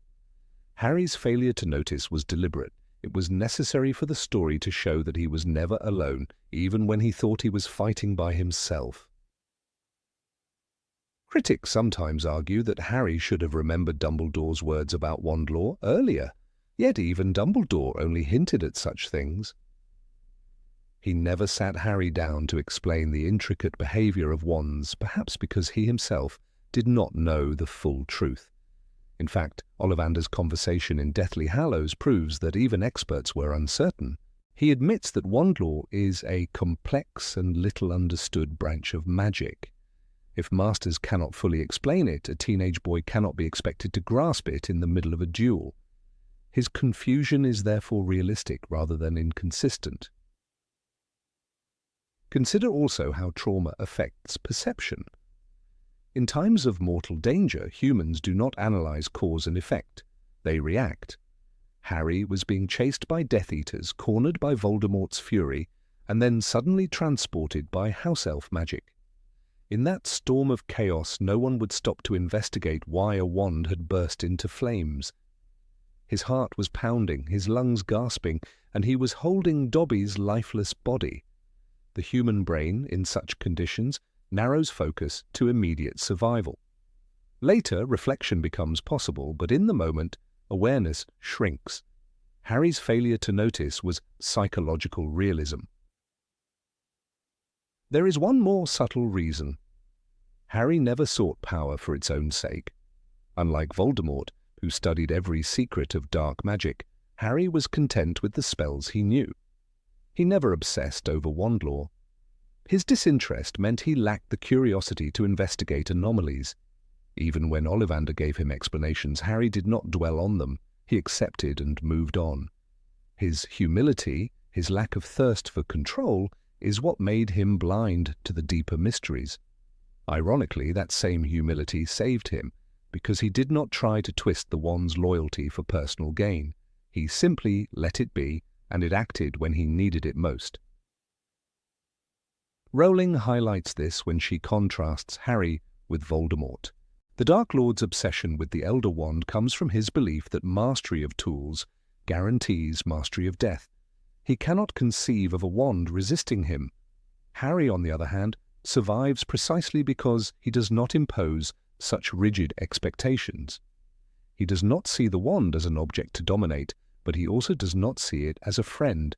He sees it as ordinary, and that ordinariness keeps him from recognizing its extraordinary gift. The irony is profound. His blindness is exactly what makes him different from Voldemort, and it is why he lives. Thus, the supposed plot hole dissolves when examined with logic and psychology. Harry's ignorance is consistent with his character, his age, his education, and his circumstances. The narrative deliberately keeps him in the dark so that readers can experience the revelation alongside him. The wand's loyalty, unexpected and mysterious, is not a break in logic, but an extension of Rowling's central theme. Magic, like love, works in ways that cannot always be seen or predicted. Harry did not notice because he was never meant to notice. That was the point. Number 22. Why was Hagrid allowed to teach without finishing school? When one considers the curious case of Rubeus Hagrid and his place at Hogwarts, the first thought that arises is contradiction. He was expelled in his 3rd year, his wand snapped in half, and his magical education abruptly halted. Yet many years later he walked into the classroom as the professor of care of magical creatures, entrusted with the education and safety of students. It is a decision that on the surface appears riddled with inconsistency, but upon closer examination it reveals itself to be a blend of personal loyalty, hidden justice, and the recognition of talents that could not be taught in textbooks. Hagrid's expulsion is tied directly to Tom Riddle's manipulation. In Harry Potter and the Chamber of Secrets, Dumbledore recalls the time when a younger Hagrid was accused of keeping a dangerous creature within the castle. The blame was unfair, but the Ministry demanded swift punishment. The monster was believed to be Hagrid's, the story goes, and so the boy was condemned, even though the true culprit was the heir of Slytherin himself. Dumbledore, only a professor at the time, could not prevent the injustice, but he never forgot it. That early injustice planted the seed of the decision that would later lead to Hagrid's unlikely professorship. What mattered most was not the parchment that certified one as a wizard or witch, but the depth of understanding. Hagrid lacked the former, but his heart and instincts gave him mastery in a domain that eluded even the most academically gifted. He knew the language of beasts, could sense their needs, and saw value in creatures that others dismissed as dangerous. When Harry first encountered him leading the way to Diagon Alley, Hagrid displayed his peculiar blend of clumsiness and profound knowledge, explaining the intricacies of goblin banking or the care of owls with a fluency that did not come from books. That same natural fluency was the foundation of his teaching. It is essential to remember that Dumbledore was never a bureaucrat. He valued character over credentials and trusted loyalty above brilliance. His appointment of Hagrid as keeper of keys and grounds was an act of faith, but making him a professor later on was an act of restoration. In Hagrid, Dumbledore saw not a failed student, but a man whose very life was an education in empathy. "I would trust Hagrid with my life," Dumbledore once told the Ministry, and that trust extended naturally to the education of Hogwarts students. The fact that Lucius Malfoy disapproved only reinforced Dumbledore's conviction that he was making the right choice. Hagrid's strength as a teacher did not lie in theory. He stumbled when reciting definitions or organizing lessons according to neat structures. His first lesson with the hippogriffs in Harry Potter and the Prisoner of Azkaban was chaotic, but it embodied precisely what care of magical creatures should mean. He brought the students face to face with a living, breathing Buckbeak, teaching them respect, humility, and courage in a way that no chapter from the Monster Book of Monsters could. Harry's bow to Buckbeak and the majestic acceptance of the creature was not just a lesson in magical zoology, but a rite of passage into understanding life's delicate balance. The danger in Hagrid's classes was often cited as a flaw, but in truth it was part of the design. Magical creatures are not meant to be studied like plants pressed in a book. They live, they fight, they bleed, and sometimes they attack. The blast-ended Scroots were disasters in many respects, yet they forced the students to think beyond comfort, to engage with the unpredictable. Hagrid's teaching philosophy was that fear could only be overcome through encounter, not avoidance. This philosophy mirrors Dumbledore's larger view that growth only happens when one confronts the difficult rather than hiding from it. Critics often point to Hagrid's lack of polished magical skill as proof of his unsuitability. Yet when one examines the Hogwarts faculty, it becomes clear that expertise was measured differently for each subject. Sybil Trelawney, for example, lacked consistent accuracy in divination, but was nevertheless retained because of the occasional spark of true prophecy. Professor Binns, a ghost, lectured endlessly without life or vigour, yet remained the history of magic instructor. By contrast, Hagrid's lessons, though imperfect, were alive. He did not need to cast dazzling spells. His authority came from presence, experience, and authenticity. One must also consider the symbolic weight of Hagrid's appointment. For a man ostracized as a half-giant, denied advancement in most corners of the wizarding world, Being given the position of professor was an act of radical inclusion. It sent a message to every student who felt marginalized or different, that Hogwarts was not merely a school for the gifted elite, but a sanctuary for those whose talents took unconventional forms. When Harry, Hermione, and Ron defended Hagrid against his critics, they were defending more than a teacher. They were defending the idea that worth is not defined by exam scores or official recognition. Dumbledore's vision was always long-term. He knew that Hogwarts was not merely an institution for imparting knowledge, but a training ground for future leaders of the wizarding world. Placing Hagrid in the classroom exposed generations of students to values of compassion, tolerance, and humility. In a time when prejudice against magical creatures was rampant, and when the Ministry viewed beings like centaurs, house elves, and giants with suspicion, Hagrid's very presence challenged that prejudice. His classroom became a quiet rebellion against narrow-minded definitions of intelligence and value. One of the most telling moments comes in Goblet of Fire, when Rita Skeeter tries to ruin Hagrid by publishing his half-giant heritage.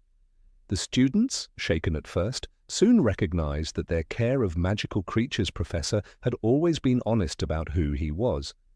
Dumbledore's unwavering support further demonstrated the purpose of Hagrid's role. He was not just a caretaker of beasts, he was a living testament to the idea that identity, no matter how stigmatized, could become strength. His position as professor gave weight to that testament in the eyes of students who would one day shape the wizarding world. The argument that he was unqualified academically is easy to make, but it overlooks the fact that magical creatures themselves defy academic order. No textbook could prepare Draco Malfoy for his arrogance when he insulted Buckbeak, nor could a classroom exercise replicate the moment when Harry soared across the field on the hippogriff's back. Those were experiences that engraved themselves on the students' memories, unforgettable precisely because Hagrid dared to teach with life instead of parchment. The fact that mistakes happened only made the lessons more real. It is also significant that Hagrid's love for creatures mirrored his love for people. He extended the same care to Norbert the Norwegian Ridgeback Dragon as he did to Harry Potter himself. His classroom was not simply a place to learn about creatures, but a place to learn about responsibility. When the students saw Hagrid's devotion, whether to a dangerous acromantula like Aragog or to a newborn dragon, they were learning lessons about loyalty, resilience, and unconditional love. In this sense, Hagrid's professorship was never just about magical education, it was about moral education. The narrative of Hogwarts often elevates brilliance, Hermione's academic excellence, Snape's mastery of potions, McGonagall's sharp discipline. But Hagrid represented a different form of brilliance, one that could not be quantified by grades. He was proof that wisdom can come from the margins, from those dismissed as failures. Dumbledore, who himself admitted to youthful mistakes of arrogance, perhaps valued this more than anyone. By appointing Hagrid, he reminded the entire school that greatness often wears humble clothes, and that some truths can only be taught by those who have suffered. There is, of course, irony in the fact that Hagrid, who never finished his own schooling, became a teacher. Yet this irony is the essence of his story. His life came full circle. Once cast out as a danger to others, he became the guide who taught others how to approach danger with respect. The expulsion that had seemed to ruin his future became, under Dumbledore's vision, the very reason he was perfect for the role. He understood what it meant to be misjudged, and therefore he could teach others not to judge hastily whether the subject was a hippogriff or a fellow human being. Hagrid's professorship, then, is not a plot hole at all, but an intentional narrative choice. It reveals Dumbledore's values, highlights the richness of unconventional wisdom, and underscores the theme that true strength is not found in credentials, but in character. The supposed contradiction dissolves when viewed through the lens of justice, loyalty, and compassion. Hagrid was the right man for the job precisely because the world told him he was not. And in that paradox lies one of the most quietly profound truths of the Harry Potter saga. Number 23. Why didn't Hermione use magic to make studying easier? Of all the mysteries hidden within the Harry Potter saga, one puzzle often sparks debate among attentive readers. If Hermione Granger was the brightest witch of her age, armed with extraordinary magical ability and an encyclopedic knowledge of spells, why did she still spend endless nights buried under books instead of relying on magic to lighten her academic burdens? At first glance, this seems like a contradiction. After all, if spells could levitate feather quills, clean entire kitchens, or repair shattered bones, why couldn't they also shorten study hours and replace exhausting memorization? Yet when examined closely, the so-called plot hole dissolves under the weight of Hermione's character, her values, and the very limitations of magic itself. Hermione's first defining quality was her loyalty to rules and structure. In her earliest days at Hogwarts, she clung tightly to the letter of every regulation, often to the frustration of Harry and Ron. It was Hermione who scolded them for sneaking around the castle at night, reminding them, "We could have all been killed or worse, expelled, the Philosopher's Stone." To her, discipline and obedience to academic procedure were not just guidelines, they were the framework that gave her purpose. Using spells to bypass the effort of study would have felt like a betrayal of that sacred structure. She wasn't merely chasing grades, she was chasing mastery. For Hermione, education was not a trophy to be won quickly, but a process of shaping herself into something greater. Consider the contrast between Hermione and characters like Fred and George Weasley, who embodied a more playful approach to magic. The twins constantly experimented with spells to make their lives easier, or at least more entertaining, whether by enchanting sweets, inventing joke wands, or sneaking past teachers. Their philosophy was simple. Magic was there to bend reality to their will. Hermione, however, always rejected that shortcut mentality. For her, casting a spell to reduce effort was no different from cheating. Where Fred and George saw an opportunity for convenience, Hermione saw the erosion of discipline, and discipline was the bedrock of her identity. But even beyond questions of morality, the very nature of magic resists such shortcuts.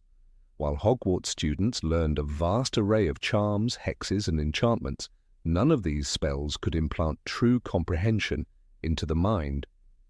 Reading more quickly might help a student move through textbooks at lightning speed, but comprehension requires mental engagement. The mind cannot be enchanted into wisdom. This limitation is hinted at when Professor Snape tells his class in The Half-Blood Prince, "You are here to learn the subtle science and exact art of potion making." The phrasing reveals that magic is never a replacement for thought. It is a tool, and mastery comes from the union of intellect and spellwork, not from one overpowering the other.